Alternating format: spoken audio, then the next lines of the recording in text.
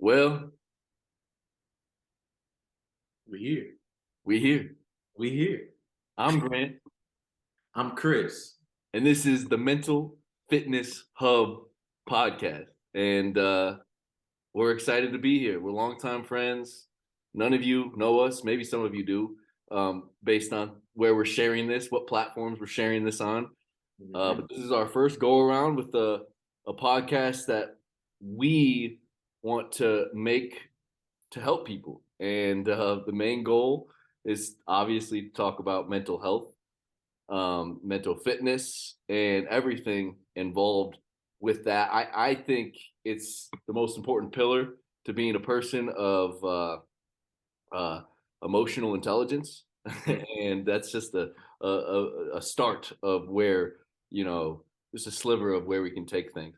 And we'll talk about a lot of things, mostly sports related, but we'll also mix in music, we'll mix in comedy, anything that we interest us, movies, and try to relate it back to mental health, um, and have a good time with it. Because I Yeah. just think I think this is gonna be a fun time for both of us because we've been meaning to put a podcast out, and we finally got together just a few weeks ago and cooked this up. Yeah. Yeah, man. We've been busy. I think even, and we'll get into how we met and everything later, but I think we even mentioned doing some type of podcast or something similar back when we was in college. So, I'm very excited about today. Um, yeah, and I'm just happy. I'm just happy to get into it, Yeah. bro.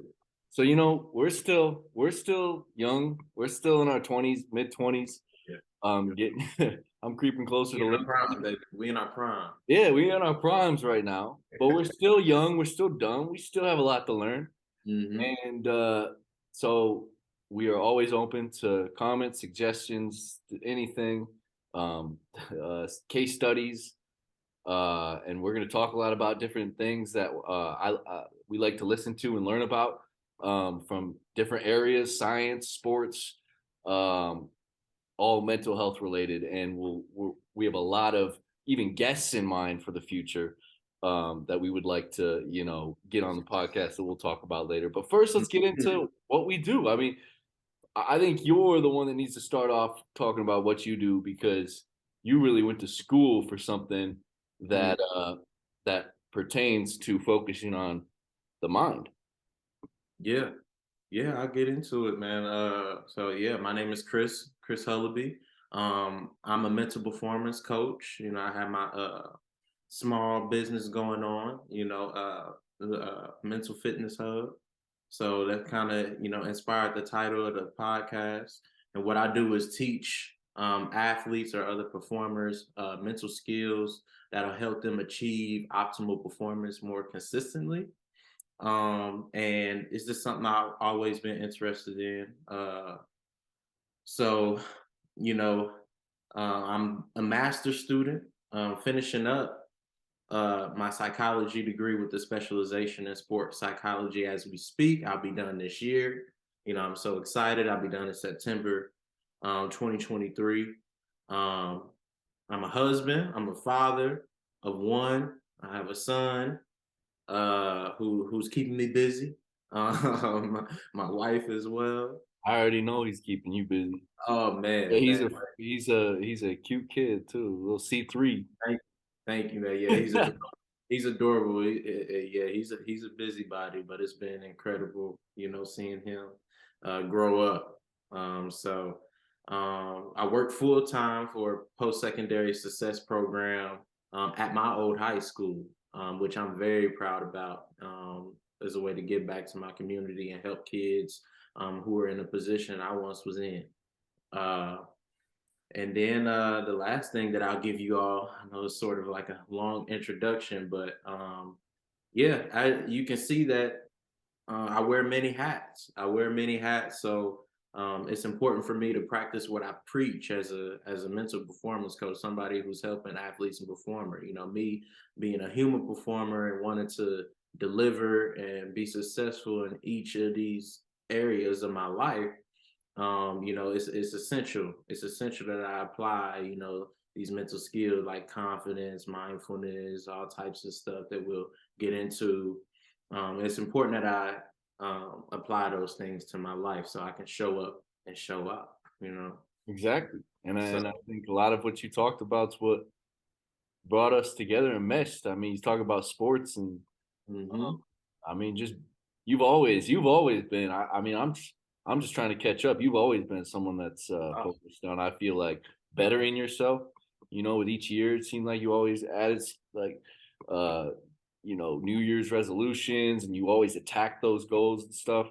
Um, man, and you know, that's why you're so good at what you do, and you're good with kids because thank that's important. You know, life lessons for anyone you. adult kids, and that's why you know that stuff's huge, and that's why we gravitated. We met at K State, both Oh went yeah, to State, yeah.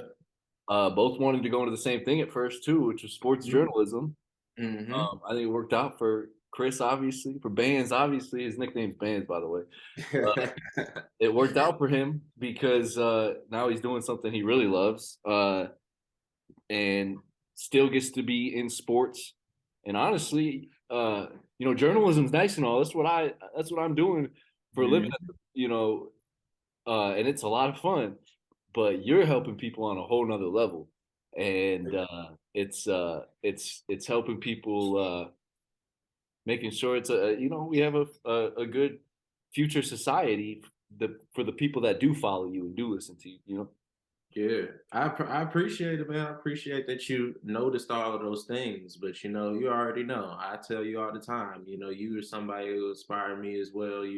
Yeah. When you get passionate about something, you go all out with it. So, you know, I want you to go ahead and introduce yourself. You know, let the people know. I know you talked about you're currently doing journalism and stuff Yeah. already. And I know we'll talk a little bit more in detail about how we met for those who may Yeah. be interested. But yeah, let's hear about G. As we saying the nicknames, as you said, my friends call me Bands. I call this guy G right here. So go ahead, man. Let the people know what you're doing. Kansas State. Kansas State. You know, I mean, if you go on my Twitter, uh, you can show love there, and that's you know I'll probably put this out on Twitter, obviously, because that's where I got some of my biggest following, and I want K State fans to be able to listen to me.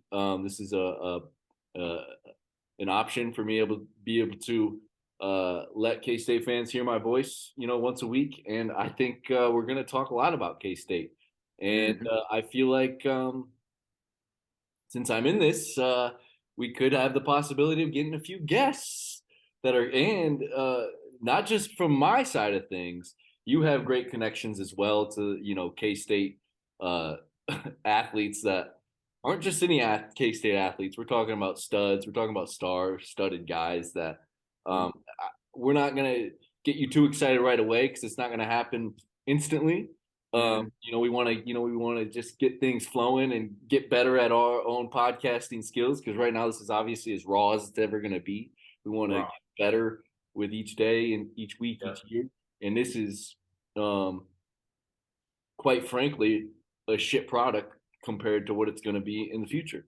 There you go. And because you know, you see, we don't have any mics, but hey, if you're still listening, we appreciate that. They gonna hear is mic or no mic. But yeah, so Yeah. anyway, I cover Kansas State football, basketball. I write about it and cover the recruiting in depth. So basically, an insider into K State sports. And but you know, yeah, recently I found a passion of bettering myself. You know, listening to one podcast in particular, and Andrew Huberman, Stanford professor, and he's I think really, really good at what he does. I got you listening to him a little bit, which is I think going to be great for our podcast and everything. And we're going to bring up different things that he says that are great for mental and physical health. But that's a quick, you know, guy that I think is probably going to come up in every podcast. So I might as well throw him out there right now and say, hey, I would suggest go follow him on Twitter, Instagram. Really good content, and also go listen to his podcast. I've never met him, one day we would love to have him on this podcast, but we'll see if that ever ends up happening. But yeah, we met in the basement of where? Oh man. Fancy. Yeah. Kedzie Hall, man. Woo. Man, and that was something right there. Who would have thought? Who would have thought? You wanna go ahead and tell them what It was 91.9. Hmm. 91.9 radio. Mm-hmm. It was the radio class. Yeah. And we were down there. Vern Werka was the professor. Vern was he was a cool dude. He's retired now, deservedly so. And that was a fun class. We got to dabble on the radio, kind of, get our start, kind of what we're doing right now. Yeah. And try to hone some skills talking on the radio. Yeah. But what was that first day like when we met? It was like I don't even know how we bumped into each other. No, yeah, I just remember I think I may have been in that I don't know how many weeks we were into the class, but Yeah. I just I guess you noticed me, you see me a few times and you just came up and introduced yourself to me. He's like, yo, yeah, I'm Grant. We chopped it up for a little bit. And then outside of the classroom, our good friend Chris Messer stayed in the same resident hall, the old West Hall, for all my K-State listeners out there. Yeah, my 3 years stayed in West Hall. And you two were friends, right? Because Gregory Timmons. Yep. And Greg introduced me to Chris Messer, and then it just was a chain reaction. It felt like. Yeah. So we started being around each other a lot, talking a lot of sports. We were into the same music. Had a good time being college kids, having that experience. We may have went to the rec a few times with each other. I do remember you might have gotten hurt. I think because didn't you get hurt playing basketball or something like that? I forgot when that was. Freshman year I probably did. I also got a girlfriend, which threw off my routine. I was on a good routine at first when I first got to college. Girlfriend, and all of a sudden that all went out the window. You can talk about that sometime later too. Like, hey, fellas or ladies, if you get in a relationship, don't get complacent. That's real. Working out is important. Even if it's just a little bit once a day, or even if it's just once a week. If that's all you can do is once a week, that's better than nothing for exercise. And so, yeah. Anyway, what were we talking about? yeah, just how we met, basically. I mean, yeah, man, we just became very, very good friends. We hung out with the same people towards the end of our college days. Yep. We started hanging out quite often, and it was good, man. So I'm proud of the bond that we developed with each other, and it ain't no surprise that we here today doing a podcast together, and it's tight. To me, very, very dope that what we do right now complements kind of the theme of what this podcast is going to be, and mental health and mental fitness. So your expertise, with being an insider for K-State sports, I feel like brings a lot to the table. You just knowing sport. You've always known sports, even before you got into jail. You've always known sports, like a lot about it, and it was obviously a huge part of your life growing up and still today.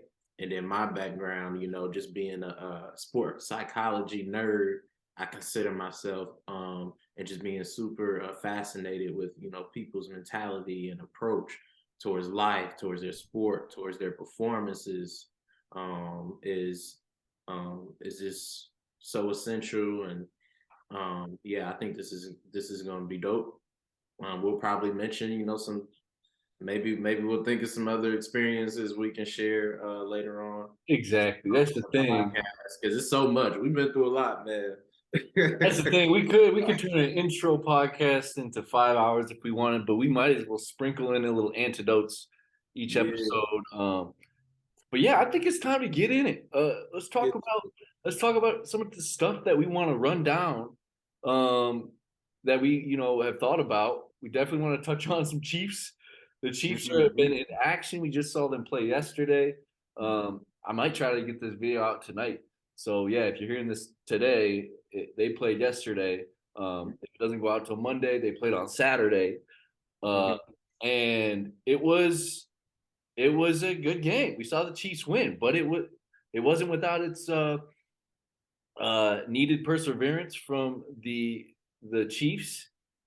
Patrick Mahomes nearly looking like he's a high ankle sprain, but I think they probably juiced him up at halftime like they do football players that are tough like Patrick Mahomes. And he played that second half, so I'm a little worried about next game, but it doesn't matter. They got through the Jacksonville Jaguars, persevered, looked good on both ends of the field. And there's some things that you can point out. And I know you want to talk about the guy who came in for Patrick Mahomes, Chad Henne, the guy that came in for. And I'm a big Chad Henne fan now. His college days, I hated it.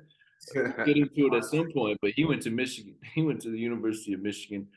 I'm not a big fan of the University of Michigan, but at all. Why is that? Why is that? I grew up in Michigan. I guess it's the introduction podcast. I grew up in Michigan. Big rivalry. People don't know about it between Michigan State and Michigan. And I grew up 5 minutes from Michigan State. A lot of my family went there. Big time Spartan fan over here. But hey, Chad Henne, we love you now. You balling out for the Chiefs. You coming in a crucial time. You had to drive, was it 98 yards or whatever? It was a long drive, and he made some plays and got it done. What do you think of his mindset on that drive, and how his players, like a guy like Isaiah Pacheco, rallied around him? Like you said, G, he replaced Mahomes in a very tight playoff game. I believe what it was 10-7 Jaguars, or it may have been us. No, 10-7 Chiefs when we came in, when Henne came in. And he was able to get the ball downfield. Obviously, he had some help. It's a team game. Isaiah Pacheco gave him a good run to put them very, very, very close to the end zone. I forgot the exact yardage, but I went back and looked at Henne's presser because I thought it was just impressive the way he came in there and he was able to make a pass to Kelsey. Before the half to put us up 17-7. And in his presser, he credited his preparation. So just staying ready, which is hard because as a backup, he didn't get a lot of reps, leading up to this game because obviously Mahomes, is a starting QB and, nobody is anticipating, him going down. So he was like, okay, even though I couldn't take the field, during practice, I went to the back, with some other staff and got in mental reps. So just looking at film and just seeing, visualizing what he could do on the field is what he was referring to when he said mental reps. So I thought that was pretty cool that he mentioned that. And he said after practices, he'll take some receivers. Obviously, he said they weren't starting.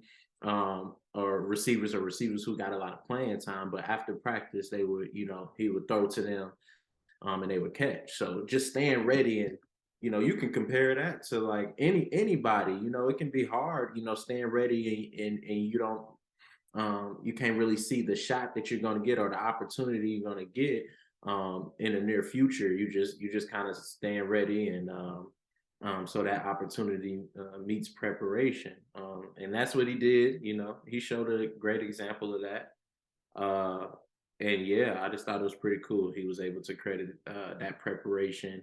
And he said confidence as well. Because, a backup coming in, and your guys, they're used to, obviously Mahomes is arguably the best quarterback in the league. Okay, and he goes down, and you're coming in. You had to lead these guys for the first time, I believe, this year right? He may have got some. He may have got some. Chad may have got some playing time earlier on in the year, but regardless, this is a playoff game, big There's a time. lot of close games this year too, so I don't think he may have Yeah, got a game or two, but he hasn't seen much. That's the he- thing. Yeah, he was thrown out there.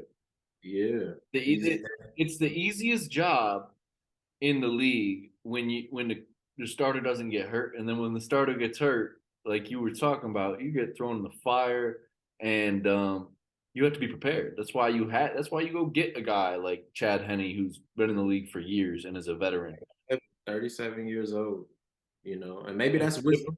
Maybe that's wisdom that smokes in, and the professionalism that he's built up over all of this, over all of these years, to why he, committed to staying ready. And how, like I said, he credited confidence as well as preparation and just talking to the guy, staying firm with him, letting him know like this is the plan, we're gonna execute the plan, like not letting him hear any worry or doubt in his voice, because let's just be honest, Chiefs fans having a heart attack, but the players can't, panic or worry like fans. They got a game to win. No Yeah, matter what the circumstances are. So he was just like, just instilling, saying, calling out the plays with confidence to the guys in the huddle.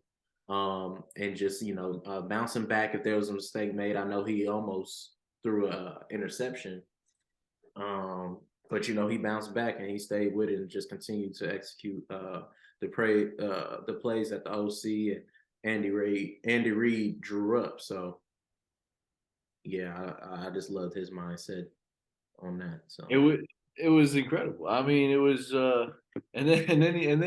he wasn't needed the second half. He wasn't even needed the second half because Patrick, uh, which is a whole nother conversation in itself, you know, mentally put some pain behind him and played decent football to go get a win, being who knows what, maybe 50%. I don't know. I don't know. I mean, I don't know what he was at on that leg. I'm sure they did something to help him, relieve some pain at the halftime. But man, that's tough regardless. He came in, yeah, he's the best quarterback in the league, and he made some mistakes. He didn't make every perfect throw. right, Who would? Who would in that situation? right, When you get injured, even the greats when they get injured, they do some crazy things, but it doesn't mean it doesn't come with some slumps as well. And I mean, I'm sure we'll have a podcast all about it one day. mm-hmm. Failing is a big part about a big way of learning. Failing over and over and over again, the Mm-hmm. repetition of failing over and over and over again Mm-hmm. is going to have you learning a lot more rapidly than other forms of learning, unless you're, listening to Huberman. Because that's something I did learn from Andrew Huberman, Mm-hmm. the Stanford, professor, and that's all really important. So it is cool though to see Pat come in, get the win, and also Harrison Butker, who Mm-hmm. struggled the last few weeks, and Mm-hmm. he really showed up. So Yeah, and Mahomes, he was really big on competitiveness, because they almost basically had to drag him out of that game. There's footage of him, being very frustrated on the sideline because he wanted to wait to be evaluated by the medical staff or whoever the training staff, at halftime is when he wanted to go. But mm, Andy was like, "No, listen, you either go now, or you're not gonna get back in." So that's where you could see Mahomes being visibly upset. But yeah, in his presser, he credited competitiveness. He was like, "Listen, it's a playoff game. The only way I'm not the only way I'm not going back there is if I get taken out." And they meant like literally and figuratively as well. So, but yeah, he credited his competitiveness.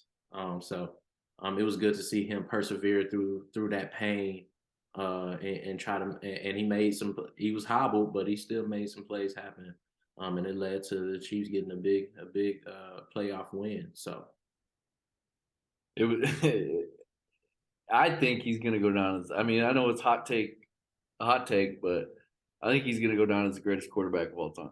and I'm not really afraid to say that. He stays healthy. If he stays healthy, I mean, yeah, it'll come down to because it'll take a lot for him to pass Tom Brady.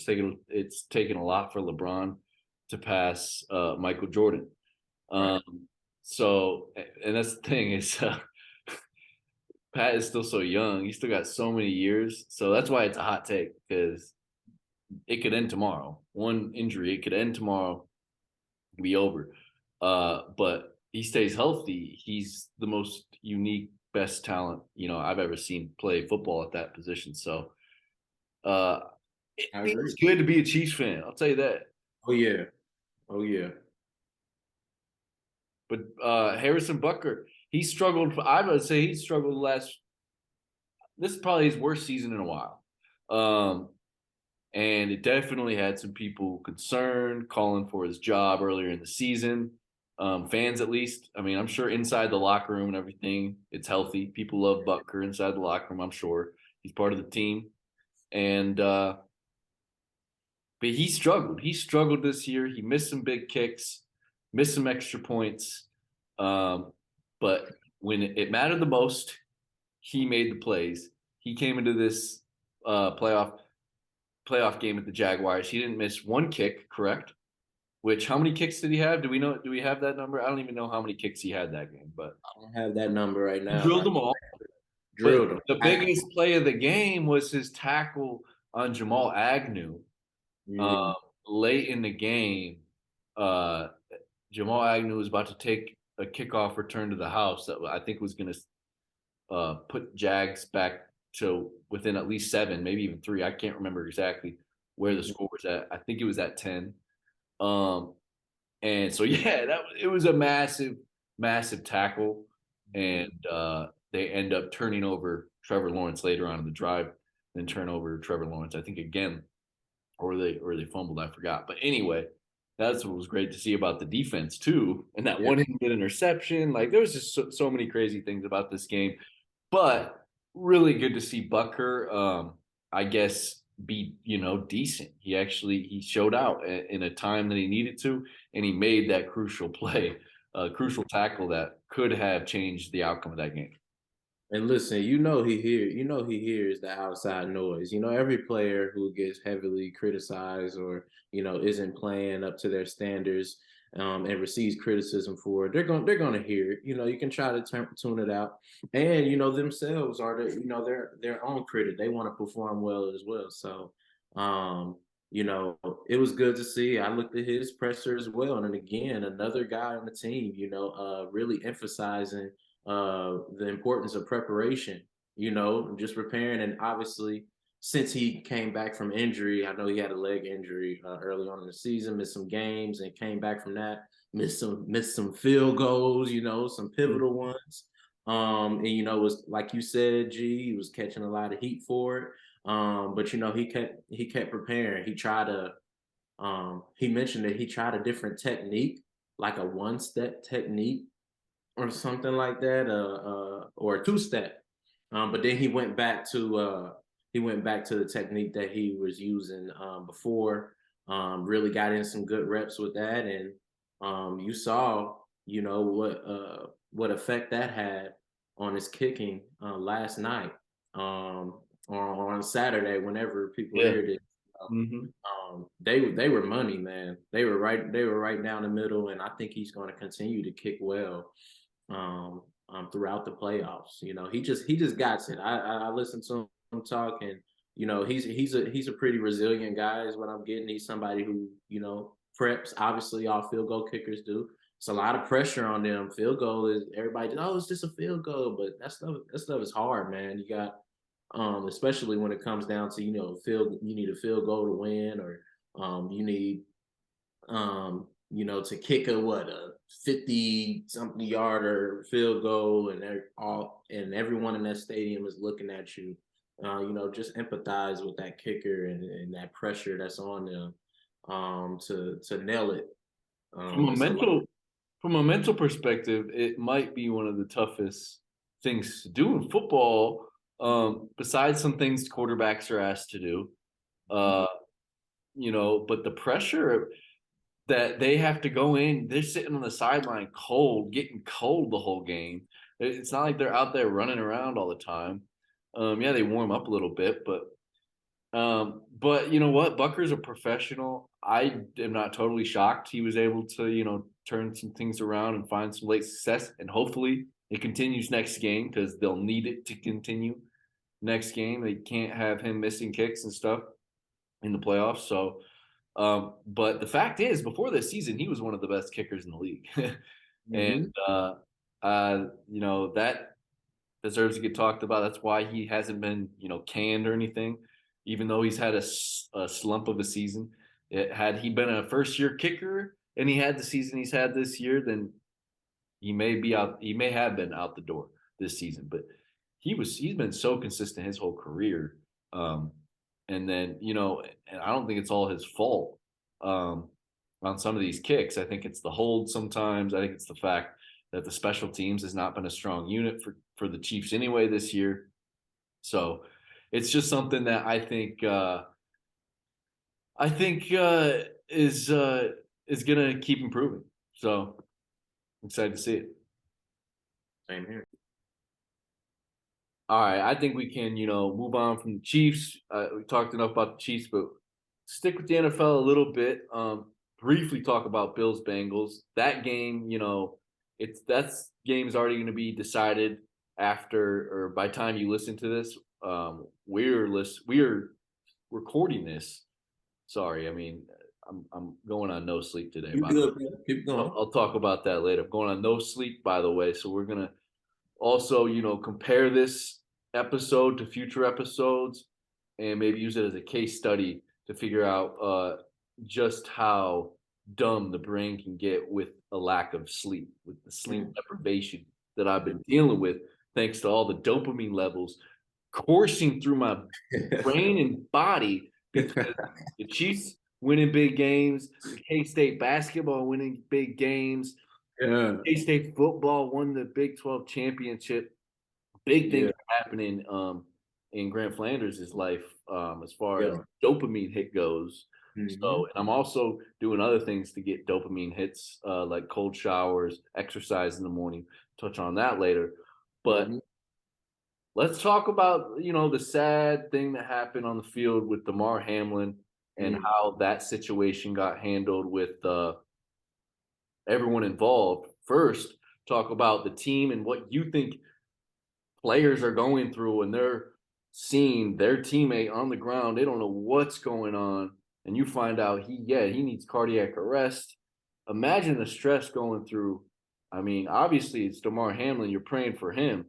Imagine stress going through everyone else's mind just around that situation. People that love and care about this man that is just playing football, just playing the game he loves. We don't see this very often. That's why they've changed rules in the NFL because they had to cancel that game because this man nearly lost his life. Yeah, it was just a tragic situation. I was definitely praying when I seen it for him and his family. I heard his mom was there. Just imagine. You said imagine being his teammates. Imagine being his mom. Down there you're seeing your son getting worked on by medical staff, getting CPR. But no, the players, you could just see it all over their faces. They didn't expect it. At first, it just looked like a routine hit. We saw Demar get up, and then we saw him collapse. And I think for both teams, just very very concerned about him, wanting him to pull through. And I understand why the decision.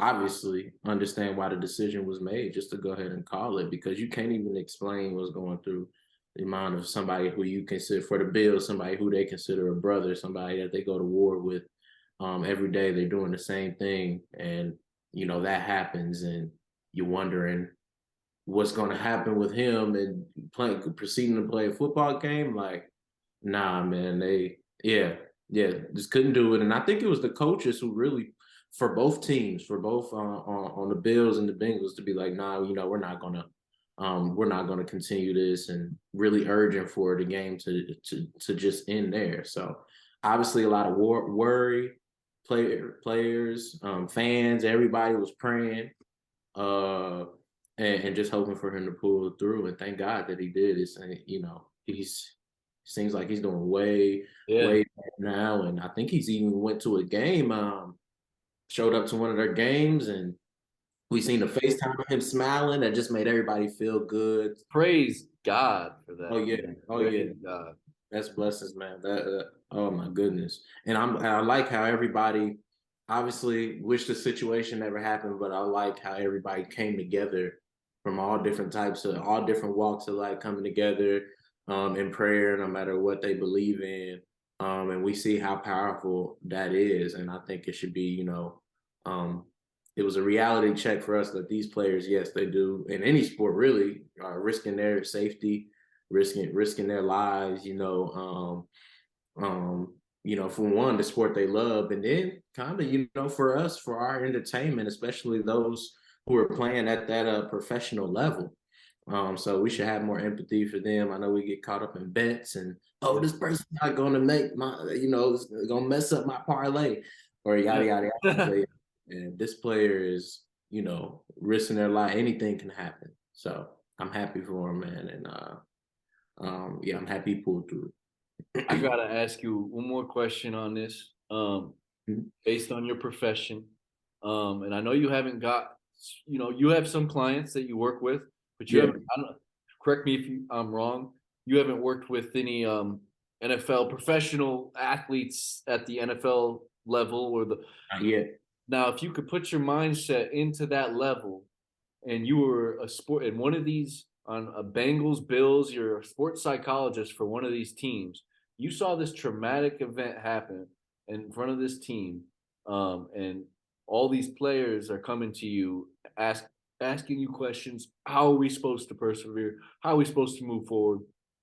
Obviously now they can move forward with the help of knowing Demar is going to be fine, it seems like now. But in the moment, all the people coming to you, both teams are priming themselves for the playoffs. What are you saying to Stephon Diggs or Josh Allen comes up to you and says, "Hey, Chris, I need some advice. I'm hurting from this. What should I do?" Yeah, man, that's a good question. And I think just the situation was just so tragic to where, I'm in empathy with them. I'm like, listen, I understand. Like, I'll just be trying to comfort them more than anything, because obviously the game was stopped and they didn't have to go back out there. Now, if for some odd reason they had to go back out there,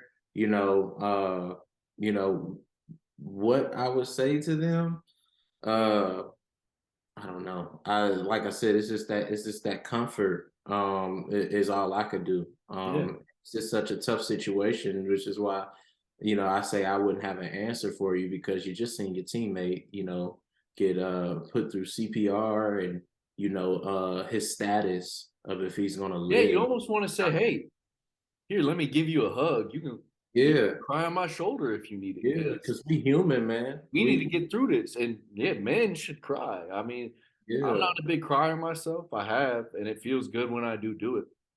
It just doesn't come out very often for me. Sometimes I wish it did though, because I know how that feeling of relief feels after you get a good cry out. And some people, clown us for that because they aren't comfortable in their own skin enough to know that it's more manly to show your emotions than to bottle them up and eventually burst into something that you're not meant to be. That's a fact. So yeah, man, everything you said is 100%. And yeah, man, I'm sorry I couldn't answer that, but in that situation, right, I definitely believe that game. They were right in canceling the rest of that game, because it just, in that right there, it was different if you're like a soldier, going in war and stuff like that. So you're used to, life or death situations, right? So a mental performance coach in that field would just say, all right, you stick to the task, you focus on task, trusting your training. You're pulling, they learn how to carry, fallen soldiers on their backs. And, so if I'm a mental performance coach in that position, I'm saying, trusting your training, stick to the task, whatever the task may be. And focus on what you can control and not so much on the things on the uncontrollable. Now with football, this stuff isn't obviously football is a very rough game, but somebody getting CPR on fit, like it's just not supposed to happen. So in that situation, I wouldn't know what to say. I would just be trying to comfort that player more than anything. Be like, listen, after we figure out his status, we can move on from there. Yeah, there you go. Just give you a hug because I'm feeling the same thing. If I'm the mental performance coach, sports psychologist on that team, yeah, you're feeling for one guy, and that's Demar. Praying for him, and that's all we can do. So yeah, I'll comfort him. We can pray together, but that's all I can do. All right, now let's stay on this subject, but get into some juicier stuff. What'd you think of Skip Bayless's tweet regarding Demar Hamlin? The same day that happened a couple weeks ago, or however long ago that was. I think it was just a couple weeks ago, because that's what it feels like. I think it was like 3 weeks ago max, and now they're playing again tonight, which is crazy. All the emotions going to go into that game, which is just a whole nother mindset in itself that they're going to have to use. But anyway, after that situation, a guy that you admire and I think's a clown, Skip Bayless.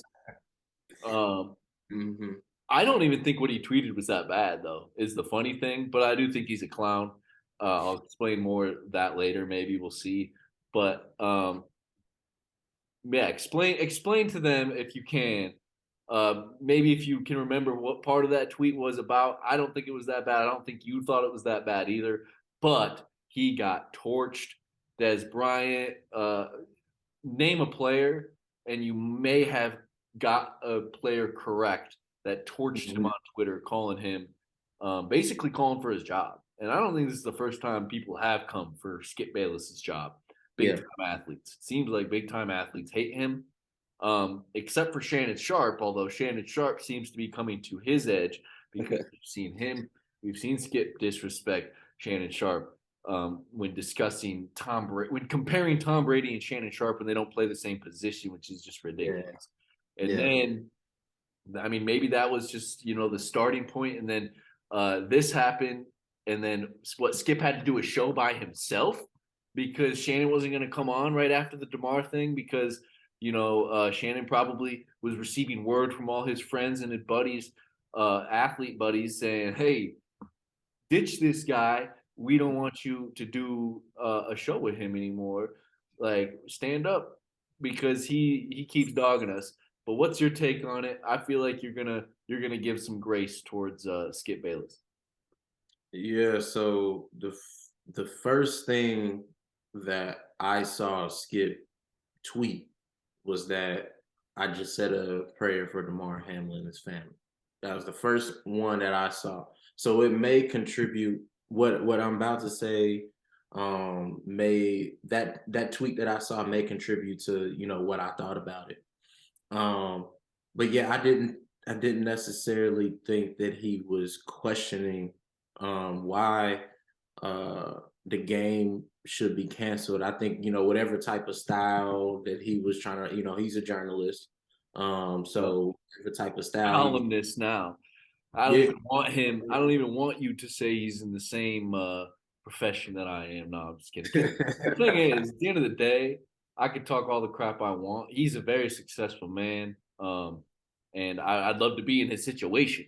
So at the same time, I'm envious.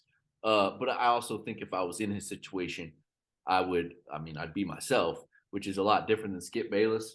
Not to sound like a cocky asshole, but yeah, I think I'm a slightly more compassionate person than Skip Bayless. Hey, man, and I understand. I understand why people had views towards Skip that they do. And my opinion about the tweet, it was. I don't think it was malicious. I don't think he was trying to be uh, an a-hole. I do think that it was horrible timing, and he probably could have saved I that agree. tweet It at was that time. But emotions were flowing. Everybody's just worried about Demar. You know what I'm saying? Like, forget what else is happening, forget the continuation of the game. So I understand what he was trying to do, but it wasn't the time. Like you got to read the room, or read the timeline, whatever better. But he doesn't have any follow. He doesn't follow anybody. He has like over I think I don't know how many, but it's in the millions. He has millions of followers, but doesn't follow a single person. So his timeline, he don't got a timeline. So maybe he wasn't able to read into what other people were saying. He just kind of he knows he has followers. He puts his thoughts of any game he's watching out there. They're raw. Yep. They're what he's currently thinking about certain plays in any game. So with me being a fan of his, yes, I understood that he wasn't trying to be malicious, but me also, watching the game, seeing what's going on, I'll admit that it was bad timing, and Yeah. yeah, I understand Shannon. Shannon used to go to war, be in the football field all the time. He understands that. Yeah, yeah, he understood that something like that was possible, and it struck him differently. Plus, what Skip said, you know, yeah, definitely, I understand how that rubbed him the wrong way. I understand why anybody would be mad at Skip for that, especially those who just only know Skip for just his unpopular opinion of sport takes. Uh, but the first thing I saw him say was, "I just said a prayer for Demar and his family," and then he proceeded to tweet, and that one was the one that made it out. And I did, yeah, I do think it's bad timing. I felt sorry for some of the heat that he was catching because I know people just was waiting on him to say something. And then it was high emotions too. So just bad timing, man. And yeah, that was my reaction towards the tweet. It's bad timing. It was. Because he said, I think we talked about this when it happened, like I said, like, I've seen Skip say and tweet way more if you read it closely, it wasn't him trying to be disrespectful, but for some reason, yeah. And I think it's because, like you said, yeah, like he does not worry about what other people think of him. Mm-hmm. And it has gathered him a bunch of haters that happen to be also athletes, which I don't think is a great look on him. It hasn't affected him much, obviously. His bank account's not affected one bit, I don't think. But it is interesting to see even guys like Des Bryant go after him when Des Bryant played for his favorite team, the Jerry Jones Cowboys. Like I just don't like and I'm sorry, but I used to like Skip. I used to think he was funny. Especially with Stephen A. And I actually like it. I think him and Shannon would have potential if he was the same Skip from back when he used to do First Take. Mm-hmm. Now I think you watch it way more than me, so you're way more knowledgeable. This is like one of your favorite shows, especially for sports talk. Um, and I don't watch it like that, but the little bit of clips I see here and there from recent shows of Undisputed with him and Shannon, it is just he looks frail. He looks stressed. He looks like how old is he again? 70? I think he just turned 70. Which honestly, for 70, it's not bad looking. But I don't know. And maybe he looks like you say, he looked jacked one year, a couple years ago in a photo or in He a was on Kevin interview with Hart's Kevin Hart. Yeah. podcast. Which is a really awesome, cool idea from Kevin Hart to do that type of podcast because the type of alertness you get from uh, cold baths, along with tons of other health benefits. Good for the skin, good for sleep if you're doing it early in the morning. Good for a lot of things. And so, but anyway, Skip was jacked then. He doesn't look jacked to me now, but maybe it's just because he wears big baggy, suit coats, and you just can't tell. But I mean, especially compared to Shannon, Oh, it goes from Shannon to him. It's like, oh, a skeleton over here, and a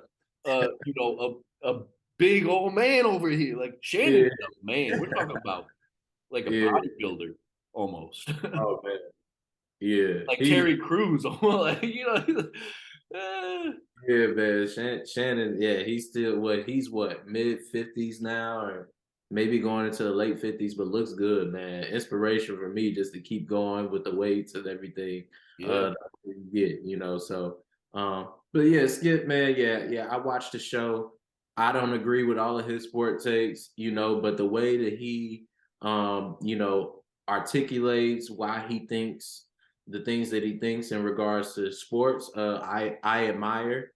Uh, I do think him and Shannon do have a chemistry going on. I like it when they argue and go back and forth. I done seen things get really heated between them, and I know they didn't like dive into the tweet in respect to Damar Hamlin and his family. I think like you mentioned, Shannon didn't come to the show.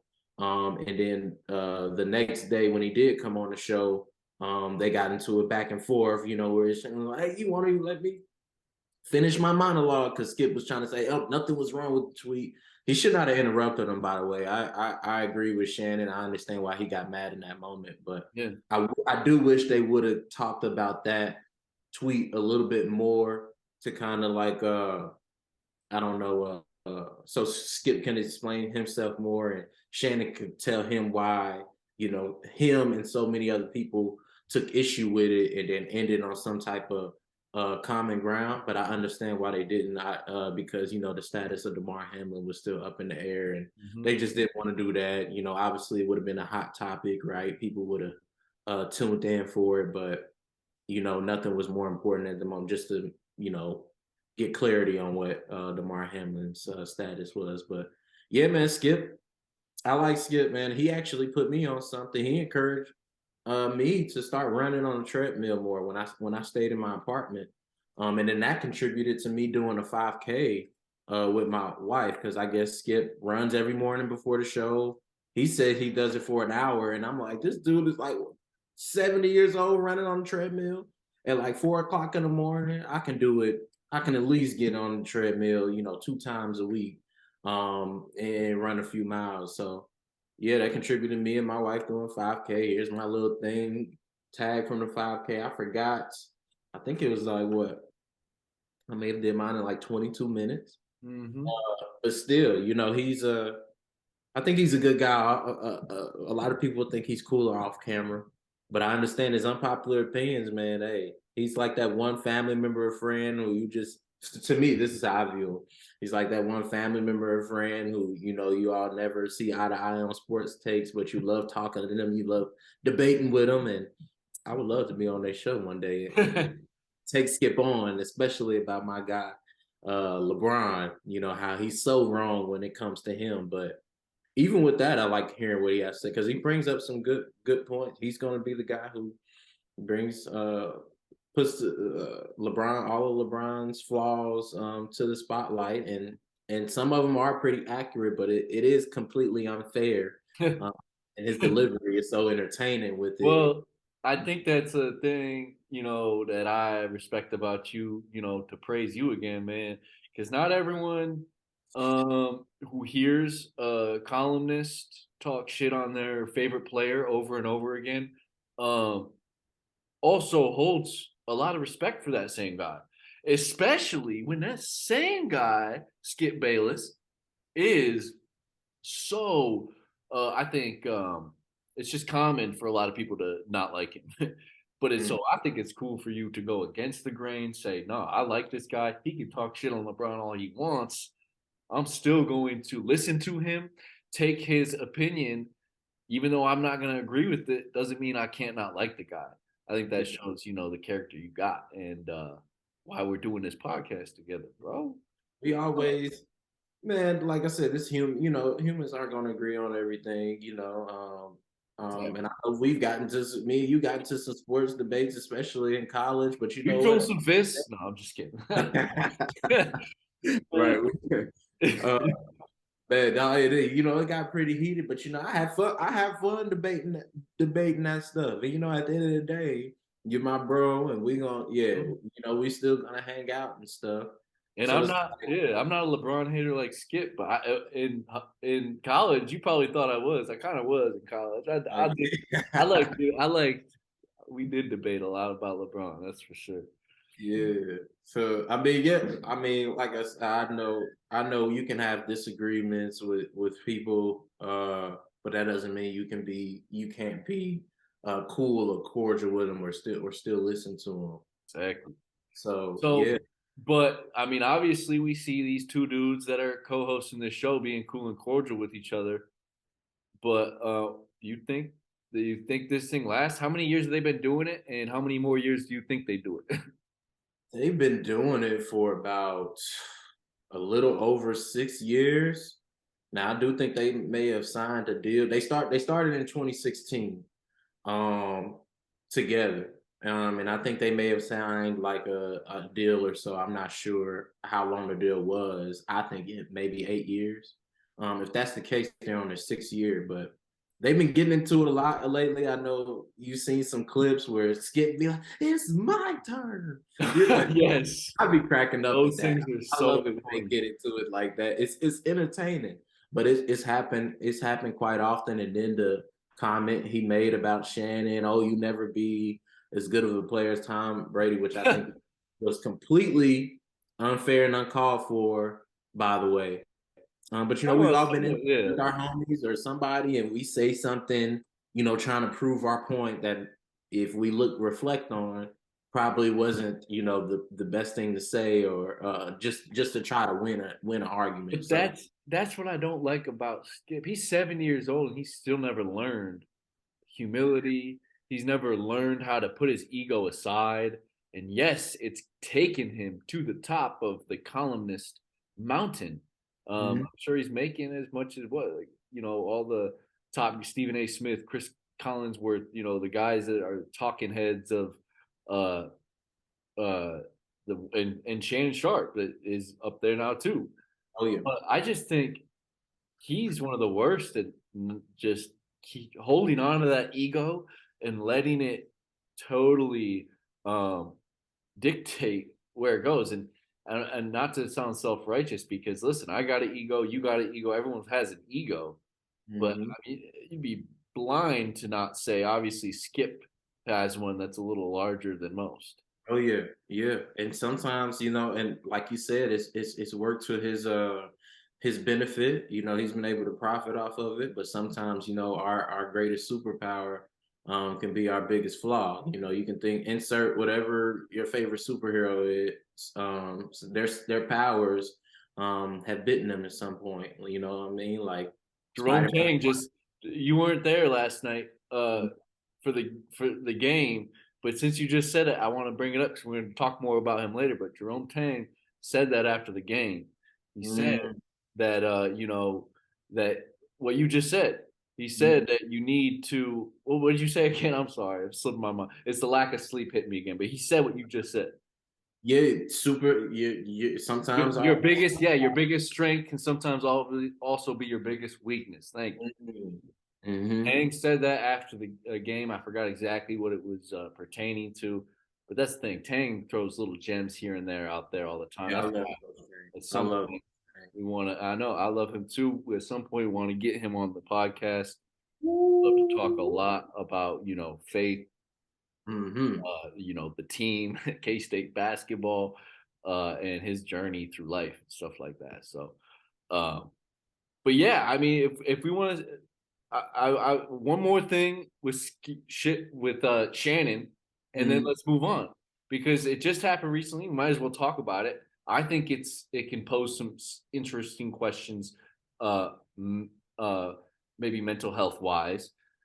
I think it was all fun and games, but I want to gauge your opinion. Do you think what Shannon Sharpe did was like an emotional outburst, or do you think it was just him having some fun, and talk about it all. Talk also about his.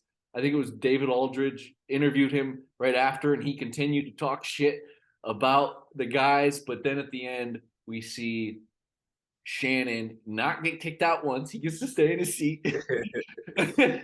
And John Morant's dad and Shannon embraced after the game and made up because it got to the point that John Morant's dad was getting involved. Oh yeah. As Grizzly players, looked like Steven Adams was ready to just be the first one to swing on. I couldn't tell if he wanted to give Shannon a handshake or if he was gonna go just Will Smith. I think Big Steve is a cool guy, by the way. Obviously from the outside looking in, but I think I read his lips and he was just telling Shannon to relax, because he's trying to protect his teammates. But man, I can't lie. I'm a fan of Shannon. I loved it. I don't know. Obviously Shannon's a huge LeBron fan, so am I. And I guess Dylan Brooks, a guard on the Memphis Grizzlies, was talking trash to LeBron, and I think Shannon caught wind of that, and then he's sitting courtside and he says out loud, when Dylan Brooks is guarding LeBron, that you're too small. You're too small to guard LeBron. Dylan, he's not gonna. He's a guy who wears his heart on his sleeve, and I admire the confidence he has in himself, and I like his game actually. But he barked back, and they were going back and forth, and like you mentioned, he talked to I believe the reporter was Dave McMenamin. Oh, Dave McMenamin. Okay. He's like a Lakers insider. He just did like a sit down one-on-one with LeBron on ESPN. Nice. But yeah, they got into it. They got into it pretty good. And listen, man, it was a Friday night. Okay, Shannon didn't have to go to Undisputed the next day. All right, he was probably enjoying himself. Maybe had a little. He has his own podcast, Club Shay Shay, where he pours it. He has his own liquor, so maybe he was drinking a little bit, enjoying himself on a Friday night. I'm not saying he was sloppy or anything, but he may have had a little bit to drink. And he's a former athlete and got into a shouting match with Dylan Brooks, a guy who said "F him." And Shannon, he may hold his tongue at work. But he's courtside enjoying himself on Friday. I don't think he's gonna hold his tongue. And he's also not gonna be dumb enough to let it affect him to where he's gonna get physical. He's not that type of guy. He loves to play around, joke around, and he does it in a Shannon Sharpe way, which can come off like an asshole, but it's funny. It's entertaining. It is entertaining. That's what makes him, so I think I actually do. I respect Shannon and what he's turned into. Because early on, I didn't know. I thought he was, I didn't know what kind of potential he had as a talking head with Skip Bayless, but he's turned it into years and years of doing it. And I liked his drip at the game. He was looking good. Yeah. But one thing I'll say is, any other player or not player, any other regular fan or anything is getting kicked out in that situation. But we're talking about former athlete, Hall of Fame athlete. They're entitled. They're entitled to different things that us regular folk just wouldn't be able to get away with. So right. And he didn't go overboard. I don't think. Besides stopping the game. Sure, like I could nitpick like that, but do I hate the fact that they didn't kick him out? No, but I'm also not like a Shannon Sharpe hater. So, and you know what I mean. He's sitting courtside, and I'm sure a lot of players hear what people say from the floor, and they may react to him. But if you're a regular person, you can't react like Shannon did. And Shannon, and I only know. I think he's a genuine guy. I don't think he lied about this. All he said was you're too small to guard LeBron, and then Dylan Brooks says F you, and that's Shannon Sharpe, a former athlete, tight end, Hall of Famer. He's not gonna take too kindly that he's gonna bark back in the manner he did. So I definitely don't wish like the situation would have escalated more than it did. But I did like I said, I was here for what happened, people holding them back, and I'm glad like it didn't get too out of control. Him and Ja Morant's dad got into it. I'm glad they were able to squash it. You know, that's good to see. More people need to see that. You know, you're having a disagreement with somebody and then just coming to like, hey, we're good.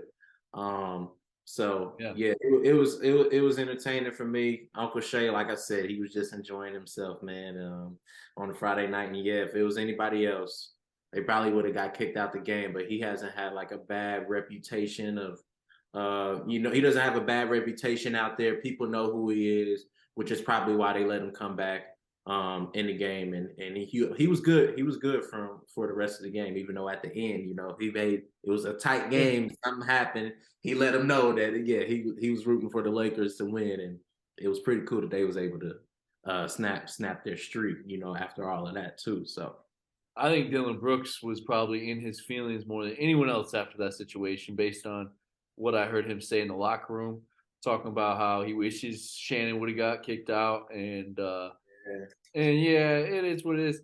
I think it is kind of.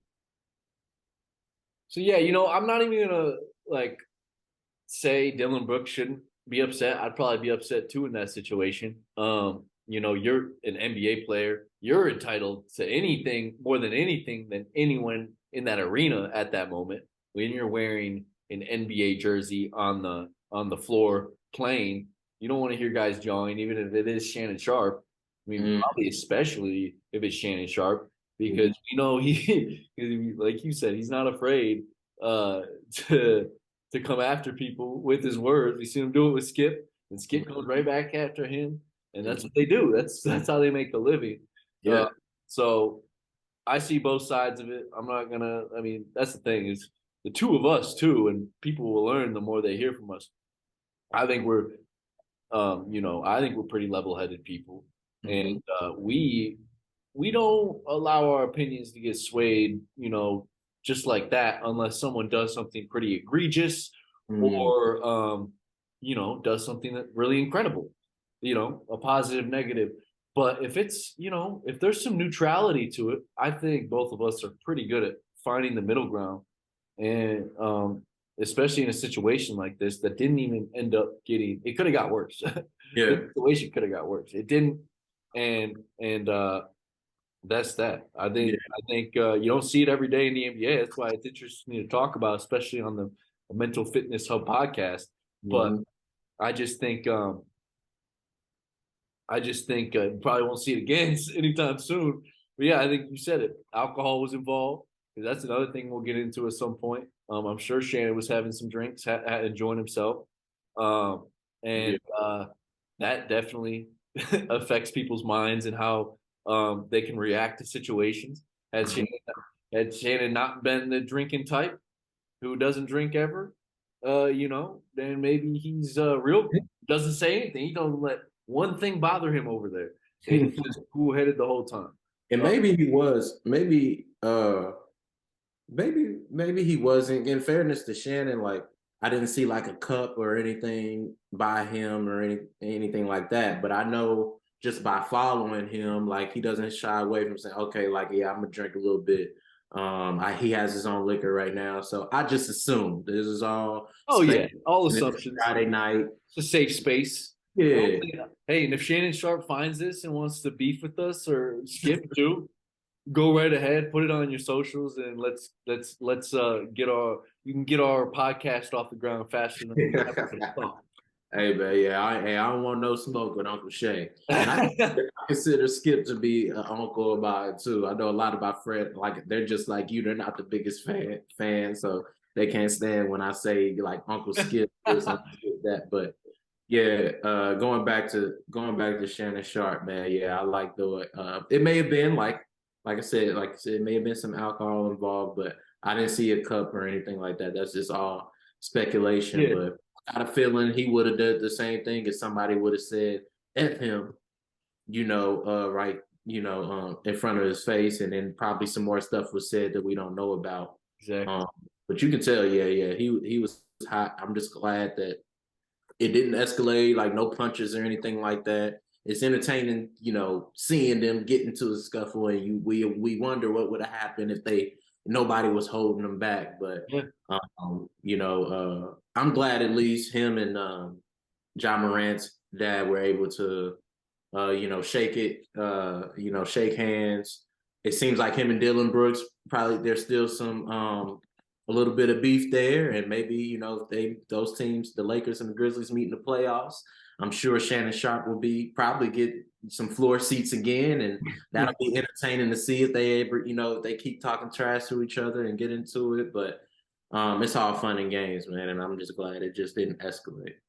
All right, so that was great. I think we talked about Shannon, Skip, Demar Hamlin, and all that type of situation, for a good half hour, which I think is all relevant to our podcast and fun to talk about. And but now let's switch over to something also fun to talk about, something we're enjoying watching from our alma mater, and the place that I cover and write about. What makes it almost so fitting that we're doing this right now, because they just captured top of the Big 12 by beating Texas Tech yesterday, while also seeing Kansas Jayhawks go down and the Iowa State Cyclones. Not that I was rooting against those two teams, but since they lost, it gave K-State that chance to be 6-1, top of the league, by themselves, having a laugh, right? Yeah. You having a laugh? You don't understand that because you're not part of K-State Twitter yet, but you're gonna, because you're on Twitter, and I'm gonna tag you in this when we put this out there. For sure. And you can start interacting with some K-State fans. That'll be fun too to see how that goes. But they're 17-2 overall. They've only lost 2 games all year. They probably wish they had that Butler game back. I do think K-State's the better team. They just didn't come out on that one road loss, non-conference loss they had in Indianapolis. Tough place to play. I think Butler's a decent team for Big East team, but I still think K-State, if they played again, K-State wins that game, and then they lost to TCU, which that'll be interesting to see what K-State's able to do to TCU down the line. But that's all, fine and dandy. But I want to talk specifically more about the head coach of theirs. I think his name is Jerome Tang, if I remember correctly. Oh man, I've only talked to him once or twice, or maybe a lot of times now, because I'm going to all these games and I'm talking to Jerome Tang, and we've said it already. You love him, I love him. I'm in love with Jerome Tang. I am. He is the perfect representation of Kansas State sports basketball, and he's embraced the fan base. He's embraced the community, the students. He goes to fraternities and does events with them. Before the season started, he was doing that a lot. Now he's focusing on the season, and he's kicking ass better than I even ever thought he would in his first season. Because I predicted K-State to be a top half of the league team when no one else did. Everyone else was picking K-State to be 9th or 10th in the league this year. I saw a path. I saw a path to be top half of the league. They're blowing my expectations out of the water. I think it's thanks to the man himself, Jerome Tang, and what he's done and how he's instilled. Also kudos goes out to some guys he has helped along his way, the coaching staff that he put together when he got there. Jareem Dowling, Rodney Perry, Uric Malagi. Those three, that's a power 3 assistant. And then you have a guy like Marco Bourne, who's could be a top assistant on a lot of Division I programs in the country. And he just incredible staff that he put together. And then we're talking about a complete rehaul of a roster. 2 players Mm-hmm. Basically, two players, not even basically, it's just what it was. Two players were left, Markquis Nowell and Ismail Massoud. And that's who Jerome Tang had after everyone else departed. Um, and that included, some good talent like Nigel Pack, that had some fans like thinking, what's going to happen? You lose Nigel Pack? Now I'm definitely thinking that you're not going to win, come close to winning a Big 12 anytime soon. I thought differently. But the fact that because of what he did, how he put his team together, and the way he did that is the guy he is. I'm telling you, he's a recruiting maestro. I think, um, from what I can see right now, that's the best term for it. It's not even hyperbole at this point because he's put together already. He's already got 3 really good recruits for the class of 2023, which they're going to come in next year and ball out. RJ Jones, Day Ames, and McCaleb Rich. All 3 of those guys are going to be balling out for K-State sooner than later.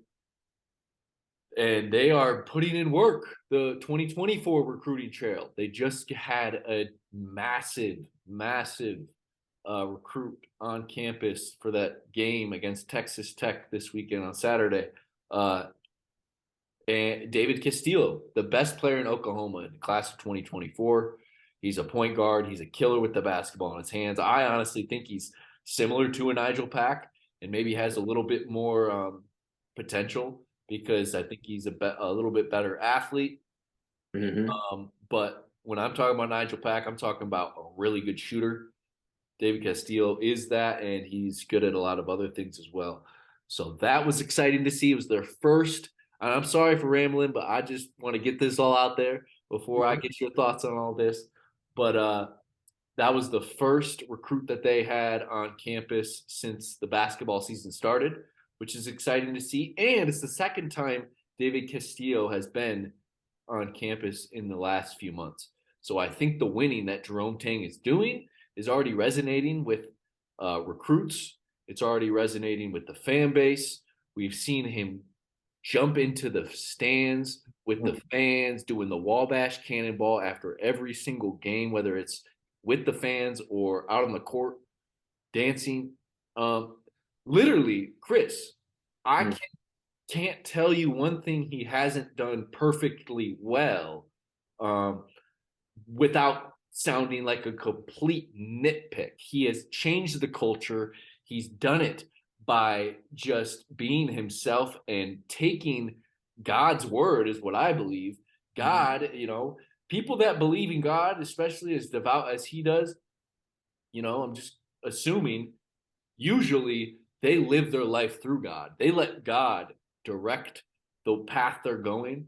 And I think Jerome Tang is that kind of guy, and he's letting this ride. And he sees Jesus taking him to the promised land in year 1 in Manhattan, Kansas, which is unreal. I don't even think Jerome Tang saw this coming, and he said that a few times after games. They didn't think they'd win this many games, but they have. And I don't know. I chalk it up to faith. I think faith is a powerful tool.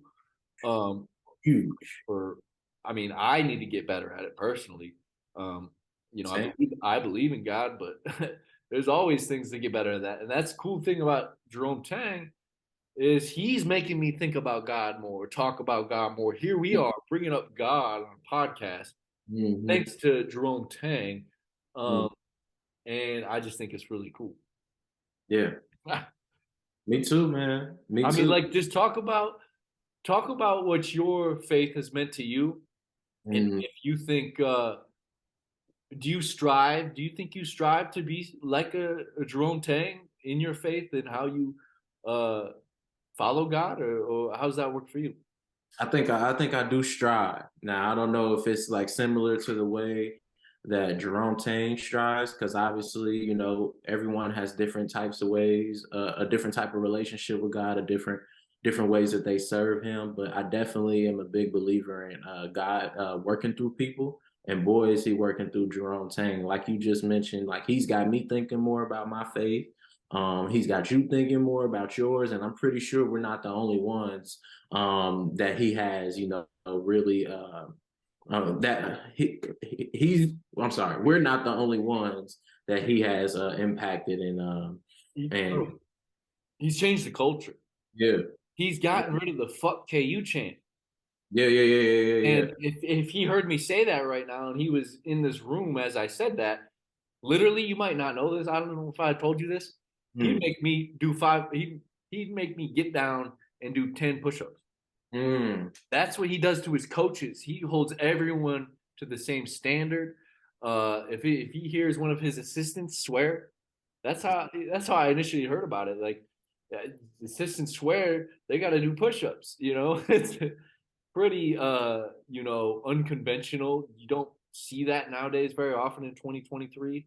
I think it's cool how unbashful he is about his faith, and I think it's made a big difference in the ceiling of what this year could have been. I think it was going to be good regardless, but I think him having God by his side takes it to another level.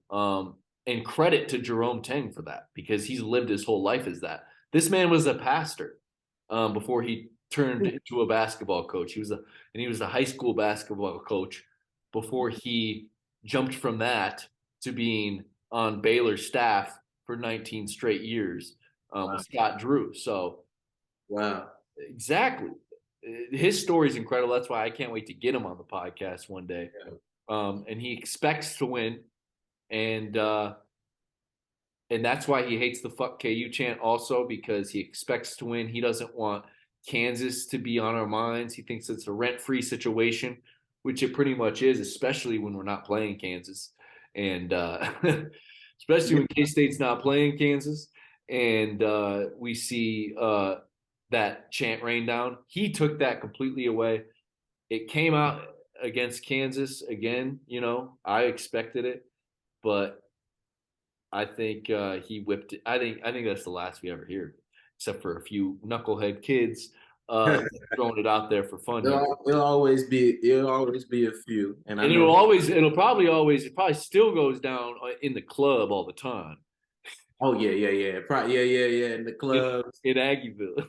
down in Aggieville, yeah, Yeah. we already know how they get down. But I think it's pretty cool, the impact that he's having. He's changing. He's changing the culture with not only with K State basketball, but just with K State. The fan base in the school and how the students, view the team and everything like that. So. And I think, yeah, his faith contributes to his purpose. Like he said, he said that he's been blessed to be in this position to not only help those young men win basketball games, but just to help their all around approach towards life and just to be better men. And I love who coaches that. Yes, they're competitive. They expect to win. No, they want their teams to be able to compete for national championships, whatever. Yes, but then also coaches who are mindful of that they're going to have an impact on these guys' mentality throughout the rest of their walks in life. So he's just been somebody who I can just tell, he's just invested into these young men, not only just as basketball players, but just them as people. And I love that. I'll be lying to say that I've a follower of him back his Baylor days. I'm just now knowing that he, like you mentioned, you just educated me that he used to be a pastor. Yeah. But you know what? I'm loving what I'm seeing from him so far. I love hearing him talk. I heard his ESPN interview that he had with them following our victory against KU. I heard him address the fans. You know what I'm saying? From now on, expect to win. And I think no matter if you're playing a sport or not, you can take that mentality out there. Looks and expect to win, expect to get good grades, expect to get promoted at your job. Because if you have that mindset, you're going to do the necessary things to make sure you're in a position to win or to get good grades or to get a promotion. Your actions are going to follow. You know what I'm saying? Like it's where it's like how I call it the mental train, but it's when your thoughts, lead to your feelings lead to actions, and then your actions, determine the outcome of whatever circumstance or situation. And it all starts with the thought. Yeah. And if you expect to win, your thought is to win. All right, your feelings, the actions you take, and the outcome, they're all going to contribute to whatever is destined for that situation. Now, would it just because you expect to win, are you going to win all the time? Are you going to accomplish your goal? Maybe not. But if you face a setback or you face a loss, you're going to learn from it and you're going to be able to move on. So I know I'm going off on a tangent. We'll talk more about that later, but I love Tang and what Yeah. he's done. No, and he would love everything you just said. Mm-hmm. That's, I think his mindset going into everything he does, expect to win, even on losses, even when they lose games, he is still putting out his now traditional tweet, 1-0, what's next? Even I believe, I'm pretty sure after the only 2 losses of the season, he still put out the tweet he always puts out after wins, 1-0, what's next? Not 0-1. He still won the day. He got through a day. God blessed him with that day.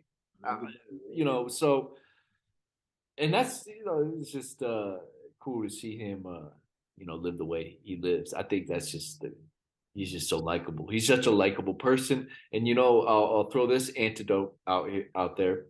And okay, some K-State fans have heard this before. He calls his great point guard, Markquis Nowell, his arrow. And that's the thing, is few gems you can find, because Jerome Tang, added that, like, just something that such a leader would say. I want him to look at basketball through my eyes, and I want to look at basketball through his eyes. He wants it to go both ways. And I think he said the same thing about faith, because Markquis is a big, man of faith himself. They talk about God in Jerome Tang's office. That's the kind of coach he is. He's not afraid to talk about faith if he's got a player that, has ties to God. And that's, I think, what's helped them mesh so well. I think what's able to, bring Markquis along, and has him playing at a level that's even, way higher than people could have expected from him. I knew he'd be really good, but man, the first 5 games of the Big 12 slate, he was the best player in the country. And then he went on a 2-game slump, scoring the basketball, still doing good things elsewhere, and then on the floor. And then he comes back, against Texas Tech most recently, and scores 23 points, grabs 8 rebounds as a 5'7" point guard, and dishes 5 assists. Like it's clockwork. So, he really is. Markquis Nowell is someone who's inspiring in himself. Just especially me, I'm 5'7" guy. Hey, I don't play sports, but hey, just having that not I play on my leisure, but not collegiately. I didn't play in college. I'm not playing professionally, but you got to draw metaphors. He's at his size. He's not letting anything hold him back. Same thing with Deuce Vaughn. And so what I take from them is just, hey, no matter what your circumstance is, just going out there and being your best, not placing limits on yourself. People all around them, those 2 guys, and Deuce Vaughn and Markquis Nowell, they're probably constantly, your side, you're too small to do this, you're too small to do that. But if they took on that mentality, we wouldn't see them doing the things that they're doing at the level that they're doing it at. So what I draw from them and the inspiration I get from them is, listen, don't place no limits on yourself. Be happy, with the body, going back to faith, with the body and the circumstances that God bless you with, and just go and make the best out of it. And we'll get into J. Cole here soon, but love yours, and that's what they're doing. They're loving them. They're loving you know, what God has blessed them with, and they're taking care of their blessings and the opportunities that were presented. So I'm glad you I'm brought up Love excited Yours. Peace and Deuce and Jerome Tang. I feel like they're all doing that. I'm glad you brought up Love Yours. We are going to get into J. Cole here soon, and that's going to be a special treat for y'all. And maybe it'll be something we can maybe make a tradition on the weekly podcast. We maybe Yeah. find some songs that we've never heard before and react to them. You know, to Mhm. spill the beans of what's going to happen. But you don't know the song yet that Chris is going to react to. That's going to be a lot of fun. J. Cole, I think, at least for me, top two for me. I think for you, he's probably top three. You can speak for yourself though. Yeah, Right now, I mean, as far as current rappers go, um, absolutely. uh, yeah, I mean, and I think that's gonna be to me. J. Cole is one of the more inspiring rappers right now too, Yeah. because he's uh, he's kind of against the grain kind of guy, like Drake is in a way. Although I don't love Drake, it is what you know. It is what it is. The rap culture is fractured in some places, and it's sad to see. Like you know what's going on with Young Thug, what's Mm-hmm. going on with you know all that stuff going on in Atlanta. That's like I don't know. That's the sad stuff to see because it's like yeah, talented guy going through some legal troubles, but also the other side of it, man, sounds like he did some really bad stuff. Sounds like he could have done some really bad stuff. So, but that's the thing is you have to go through the court process, and but another sad addition to it, just a fact of life is, um, and maybe it'll be different for Young Thug since he has more influence, has some money, but he's still a black man going through the judicial system in America, and we know how that's been historically. Yeah. Uh, and it's not like he's, you know, has put out the best citizen campaign for himself with the music he puts out because he does as a fan of him. It is I can still say it is some vulgar stuff, and he definitely raps about. I mean, things that tons of rappers rap about, but raps about gangbanging and stuff. And Mhm. that's why, back to my original point, I don't love seeing Drake doing stuff with guys like 21 Savage. When 21 Savage comes out on what was it, Party House or whatever, bragging about how many guys he's killed. It's just not necessary. And I wish the culture could change. And I know it's not as easy as a snap of the finger. And I know it's not as easy as because that's the thing is it's deep rooted. It is deep rooted. It's nothing, but it is interesting. You see guys like Drake, J. Cole, Kendrick who stay out of that kind of drama, but then you have other rappers like a 21 Savage who's not afraid to be boastful about it and talk about it. Uh, Mhm. Young Thug who's now looking at severe penalty if he's found guilty. It's sad to see. As both of us rap fans, it's sad to see that stuff.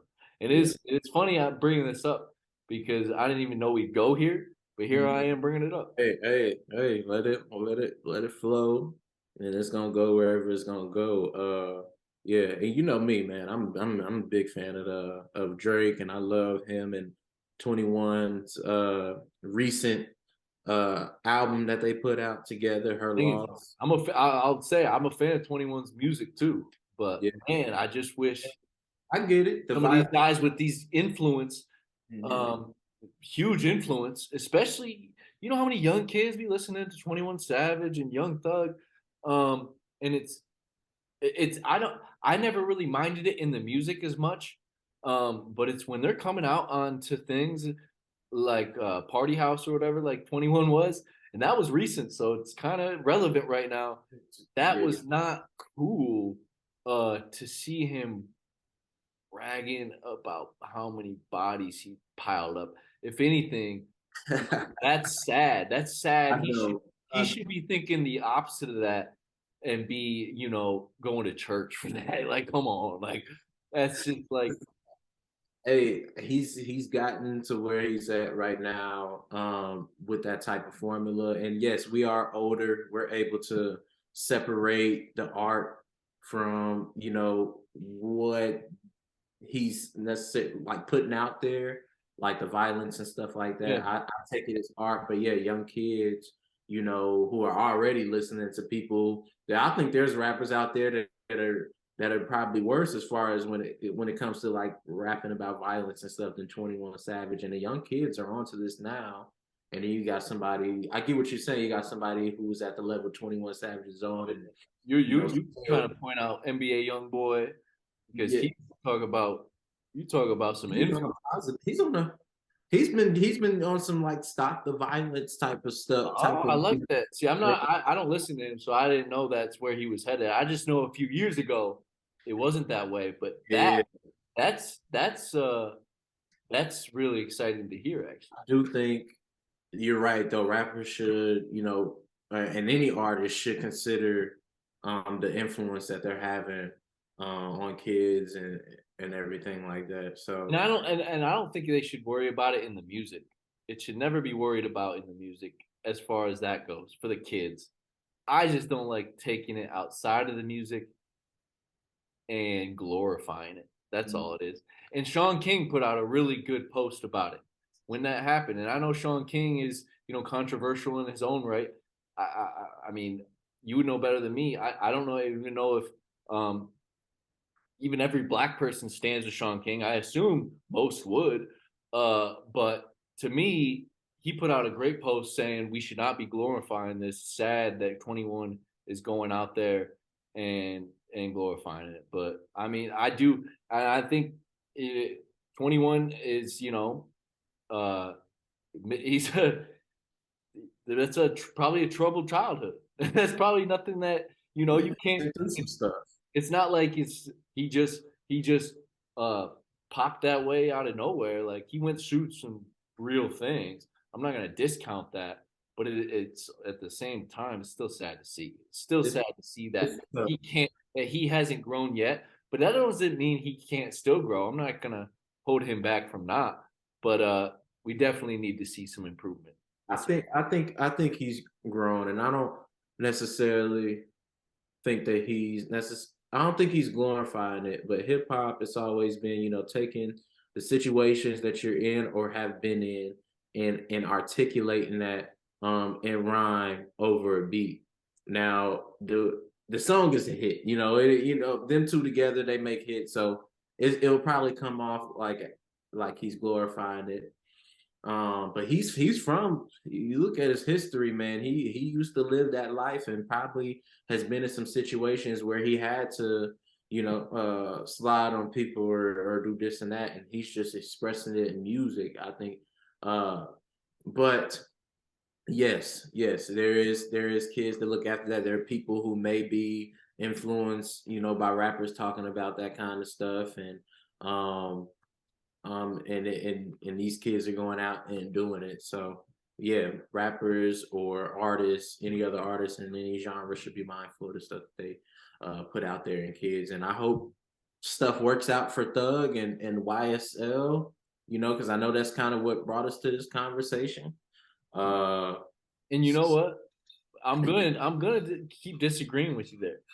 I think rappers should not change one bit about what they rap about, even as bad as that is. And I do understand wanting that change because that change would be powerful. I just don't see it happening. First of all, I just don't see it because there's a big niche for that type of rap, and we see it, and it's there, and I enjoy it. It sounds good. It's good art. It really is. And to me, it takes me back to when I used to be a big Eminem fan when he was putting out music in the early, when I grew up and could listen to the music he put out in the early 2000s, Michigan mid guy. 2000s. He got shit on all the time for the words that he would use in his songs about how bad they were for kids. And maybe it's because he did take things a step further. He said some things that for that time, like hitting women and stuff like that, stuff that is kind of cringe to hear, especially if you haven't heard it before. But when you're an Eminem fan, you're listening to it. That's just good art. It takes me back to that. It's like we live in America.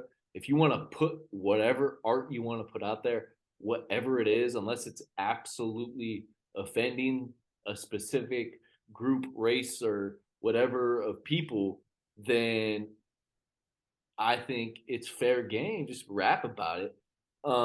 And it's up to parents. It's up to parents to, direct their children to more better music early on in their life. And then they can dabble in rap like you and I have when the time is right and everything turns out fine. But I do think it's a lot about parenting because, yeah, I mean, 21 Savage has our parents, he's going to turn out just fine. Yeah. But guess what? He didn't, and he's turned out a multi-millionaire that just happens to have, a few bodies under his belt, apparently, which is unfortunate, but it is what it is. It's all allegedly. Exactly, that's true. But yeah, parenting is huge, and not necessarily maybe not keeping your kid away from that music. Probably shouldn't be listening to the explicit version of that until they hit a certain age, but maybe explaining to them like, listen, this is hip hop. Everything that you hear probably shouldn't be taken literally. These are people expressing themselves. Rapping some of the things that they've been through in the past. So just be careful. Just because you hear something doesn't mean you need to go out and repeat it or do it. So yes, parents definitely need some accountability there when it comes to the stuff that their children are taking in and being influenced by. So yeah, man. Yeah, like I said, I hope all of it works out, and I'm looking forward to hearing more from 21 Savage, and hopefully him and Drake get on tour because me and wifey are there.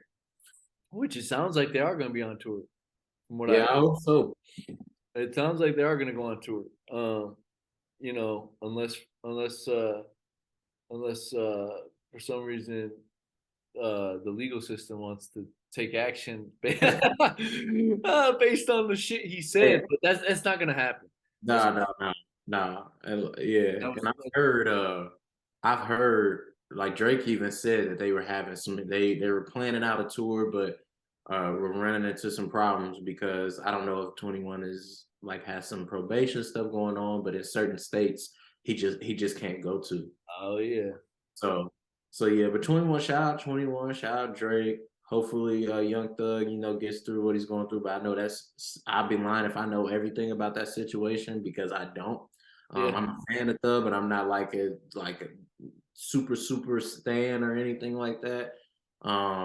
So yeah, hopefully it all works out. But yeah, shout out to everybody, all the rappers, artists out there. Yeah. Yeah, man. I'm. That's the thing is, I'm always gonna be a fan of rap. It's never gonna change, and I think there's a lot of positive to it too. That's the thing. There's a lot of positive to rap, even though I think the media sees most of the negatives. That's the problem. Yeah, they're gonna. And that's why I brought it up. Because it's a hot topic. It's a hot topic, and it deserves our opinions on it.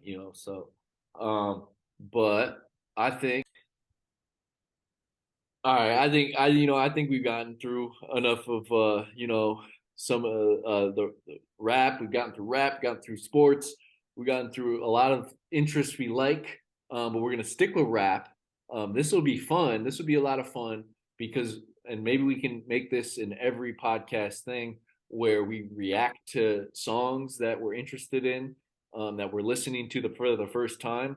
For today, we're going with the J. Cole song that I've already listened to, but Chris is not. So he's going to react, and we're both, going to listen to it while, he reacts to it, just kind of bobbing his head. You can see how he likes it. Maybe he'll stop the song midway, talk about something that he hears. Maybe he'll talk about it while it's going. Who knows? Maybe he'll throw in a little woo-wee. That's a nice line. I already know he's gonna like this song because it's really good. But the even cooler part about it is the story behind this song. It's called Procrastination by J. Cole. He was going through, he's stuck one day, and didn't have much motivation to write, but he knew he needed to write something. So he, being the artist that he is, came up with a creative idea to, search J. Cole type beat on YouTube.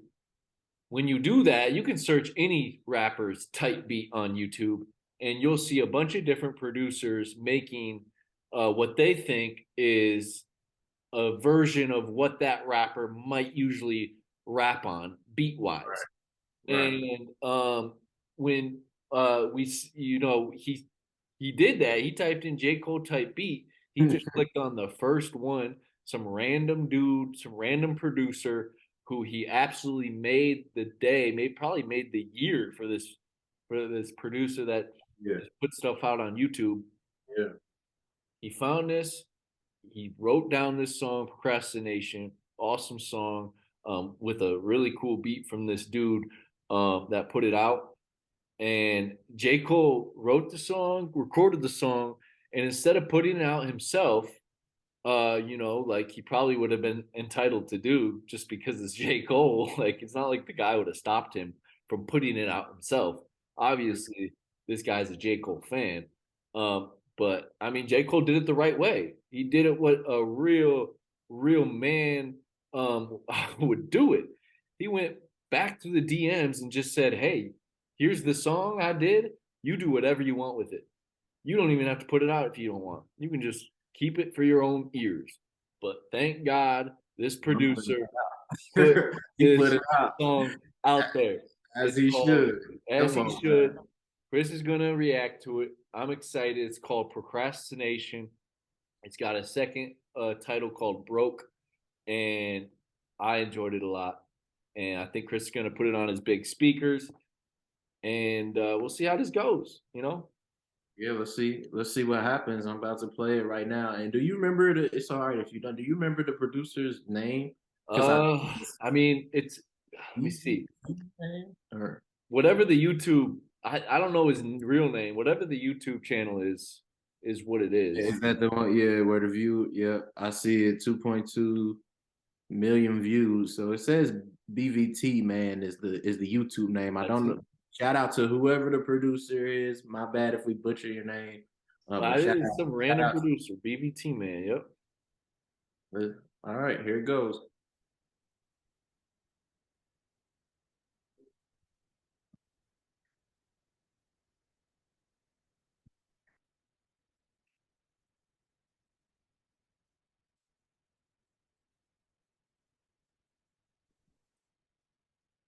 Is it on? Yeah. I don't hear it. It's the intro. Okay. Can you hear it a little bit now? No, I don't hear it. Turn it up. Turn it all the way up. Don't you dare run from it. There's no boogeyman. It ain't coming. Oh yeah, start it over. Start it over. You need to react to the whole song. Shoot that in the face without trying to. Yeah, it was kind of talking at the beginning.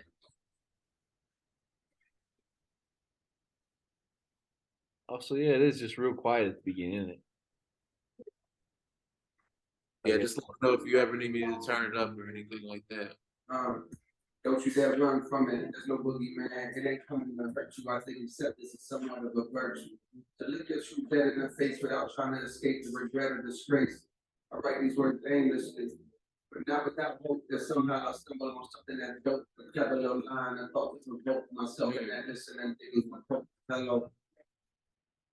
Don't even know if somebody gonna hear this. Got so many songs that get lost in this focus of the hard drive. I wish I was more fearless. Cause I just say fuck it and dump all the music for niggas that hate it and niggas that use it as fuel to put them through long nights at school. Right in that class when they came to class, it's 2 in the morning and not to relate to that procrastination for task. Cause I need to finish this album. But hell, how many more times can I send this wooden pail down in that well and pull it back up with the hope that it's fair? Plus, it don't help that I'm rich now, so that means that I don't gotta deal with trust of these creditors calling my cellular like that. You got that, you got to deal. You got the skill, and you got the will to make it, no matter how long that it takes for labels to steal a song that are breaking the rest of the world to catch on to these great.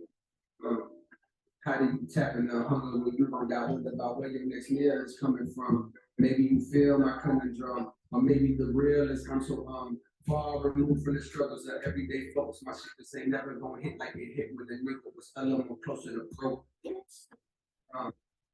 If the challenge is so long this time that you gotta be joking. I push my salad and yo with these folks. Now I push the limo truck down in the field, hoping I connect with something that's real. Part of me wonders why I'm even still holding on to this place. My mama been gone, my partner's straight, right?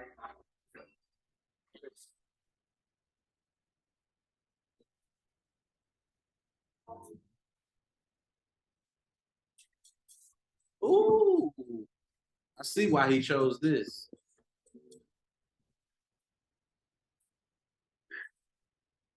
That's what I'm saying. That beat.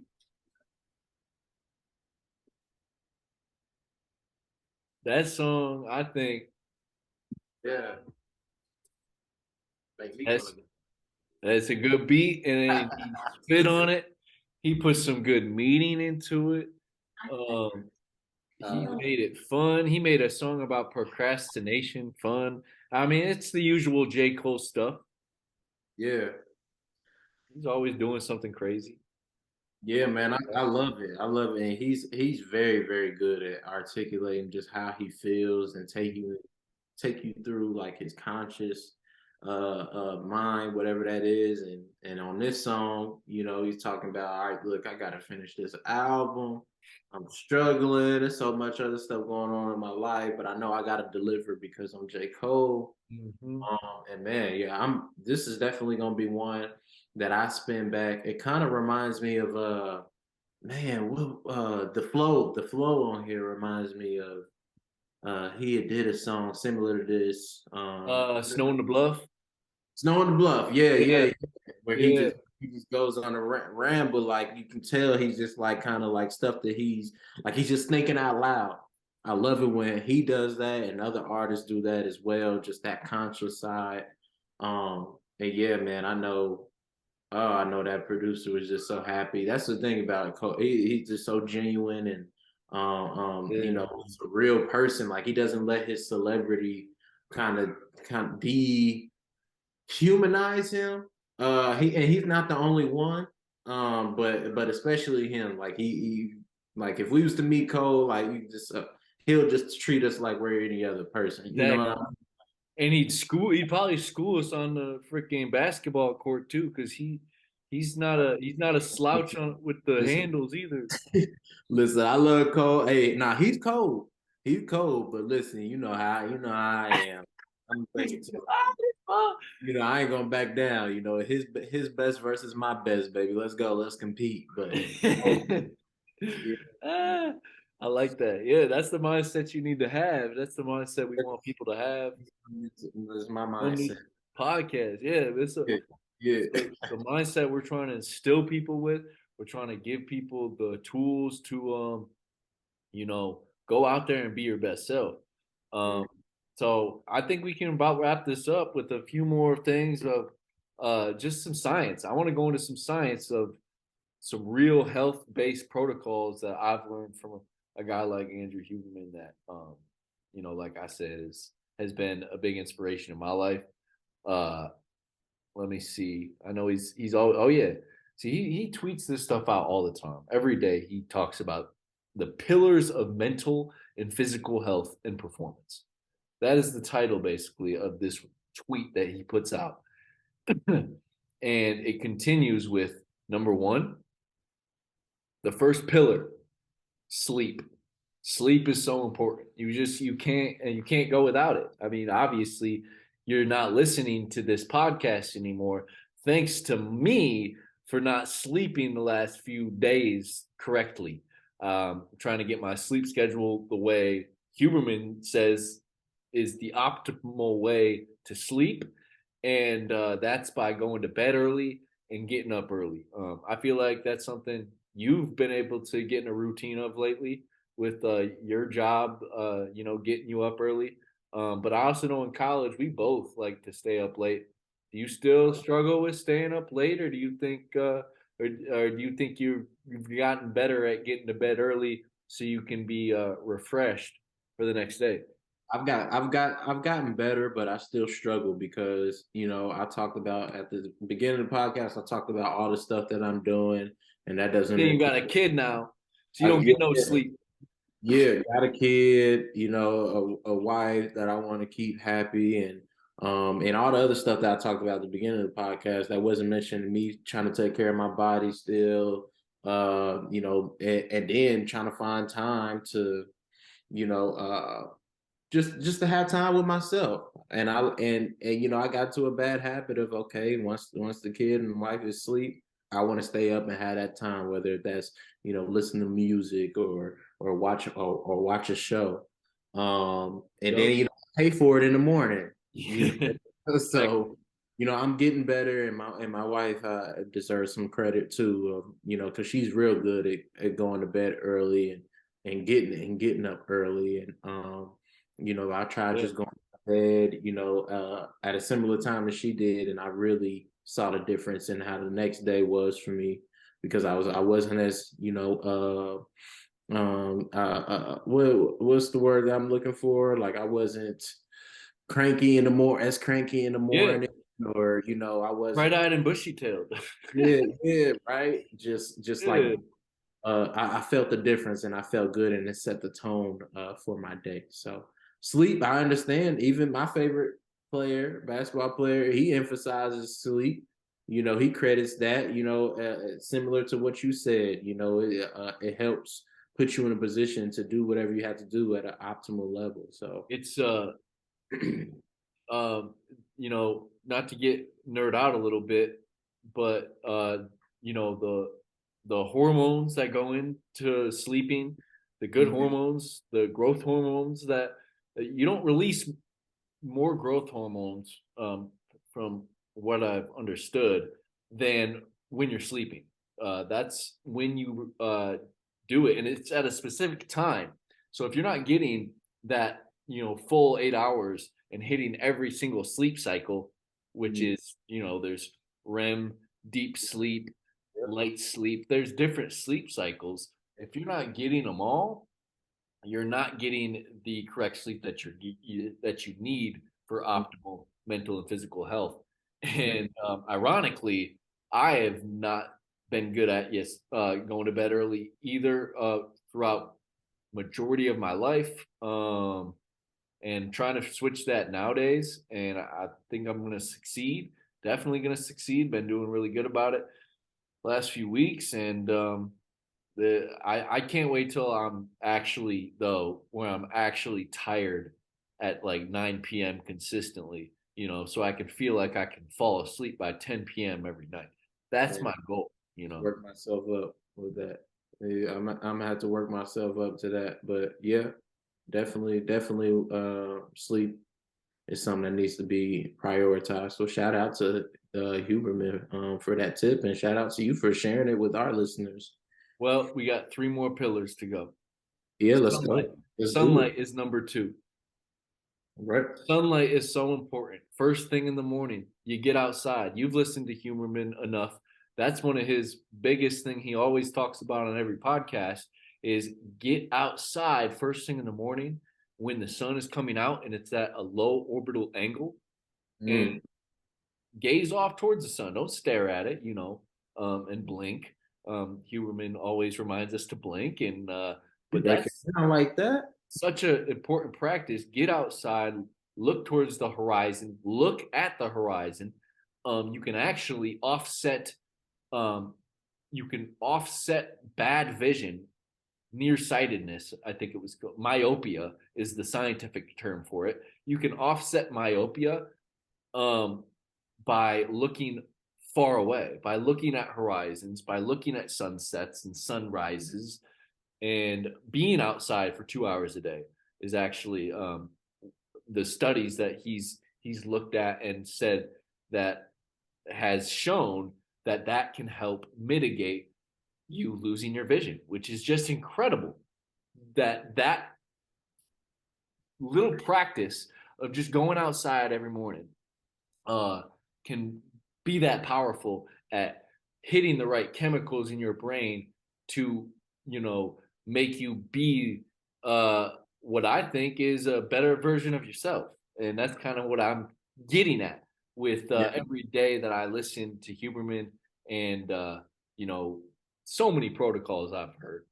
I know you've listened to some of what he's done, and I don't know what you think about the sunlight stuff, but it is powerful, I think.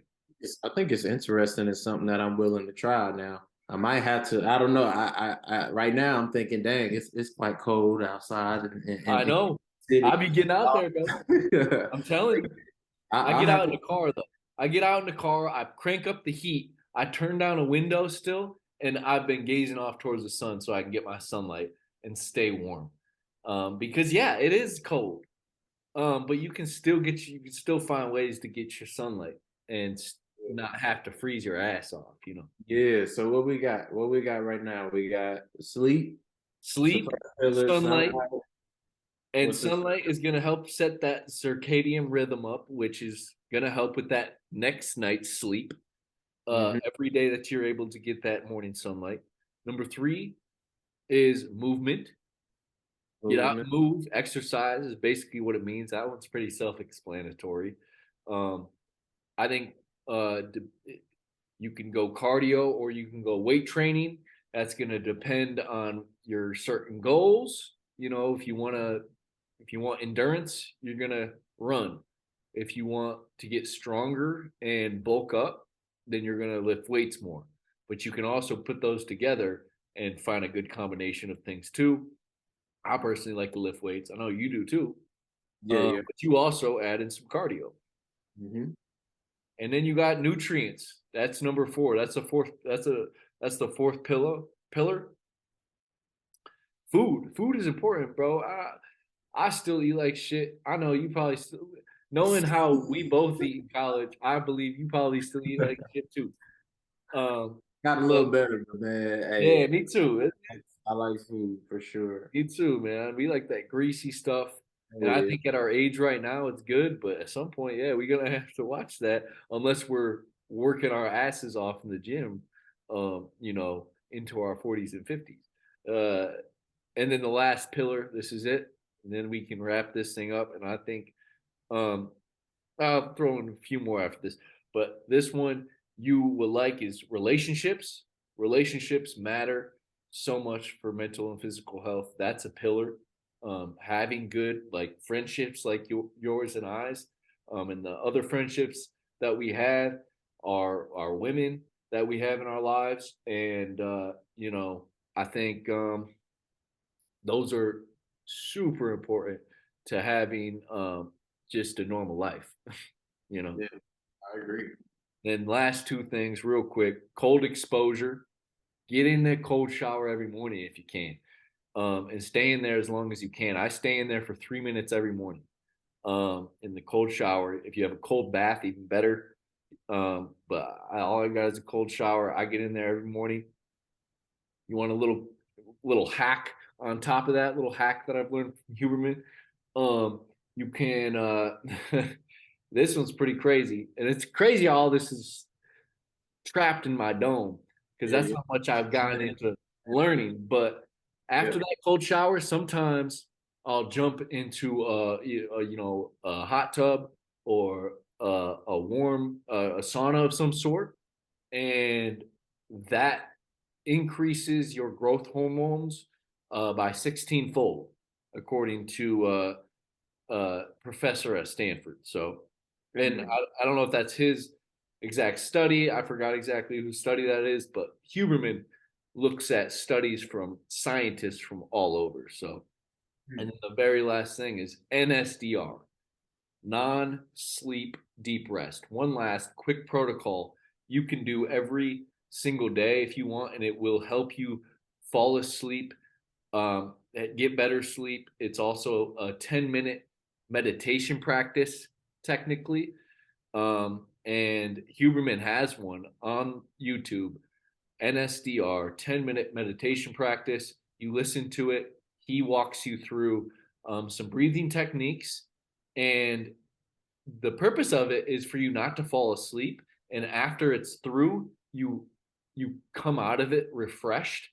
But it's not uncommon for it to put you to sleep. In fact, right before we got on this podcast, I did an NSDR just so I could get a little burst of energy before this podcast, because I've been struggling getting quality amounts of sleep lately.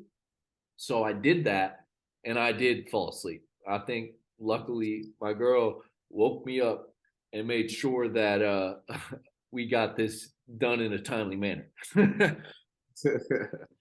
For sure. Well, yeah, man, those all seem like good pillars and stuff to be able to apply to our everyday lives. Shout out to Huberman. I'm gonna continue to look. I've listened to two episodes in bits and pieces. I'm on the one where he has the Navy SEAL on, and I know his podcast go for a while, but you know, I'm trying to get out of the habit of always just listening to music. I got like a 30-minute commute to and from work, so just listening to podcasts and podcasts that I can learn from and apply to my situation. It's something that I'm, just trying to listen to more, podcasts like that. So yeah, man, I'm gonna keep listening to them. Like I said, I'm big on practicing what I preach, and this is our podcast, the Mental Fitness Hub, and you shared those 5 pillars, and I'm gonna start taking some cold showers, try that sunlight, and getting some good rest, and hopefully you all can hear the benefits that stuff has on our lives soon. So for the hell of it, I'll probably reiterate the 5 pillars at the beginning of each episode. For at least for the foreseeable future, to remind people, go get your sleep, wake up at a decent time, get outside, see that sun coming up, get outside and move too. You can go on a walk and do it at the same time, and add some exercise in if you can, like some weightlifting or something. Eat well, get some good people around you, some good positive people around you. Get into that cold shower, hit the NSDR, and I think you're already on your way to better mental and physical health than you were the previous day. So, and that's all we can do. If I could take one thing from Jerome Tang, and from I think a lot of coaches have this motto: you can only take things one day at a time. 1-0 each day, win the day, and then keep thriving like we are, bro. Yep. Keep thriving and striving, and that's what we're gonna continue to do with this podcast. This was just our first one. I think we're off to a good start, my man. 2-hour podcast or some shit. Hey, yeah, we said we were only gonna do the introductory, but I feel like we talked about some things that needed to be talked about in our first episode, and we're going to continue to do that, and we're going to keep coming back to you all better, and we're going to grow this thing, and I'm looking forward to it, man. I'm so excited. Let's keep it up. I'm excited too. Always have love for you, brother. And for Chris Hullaby, I'm Grant Flanders. This was the Mental Fitness Hub podcast.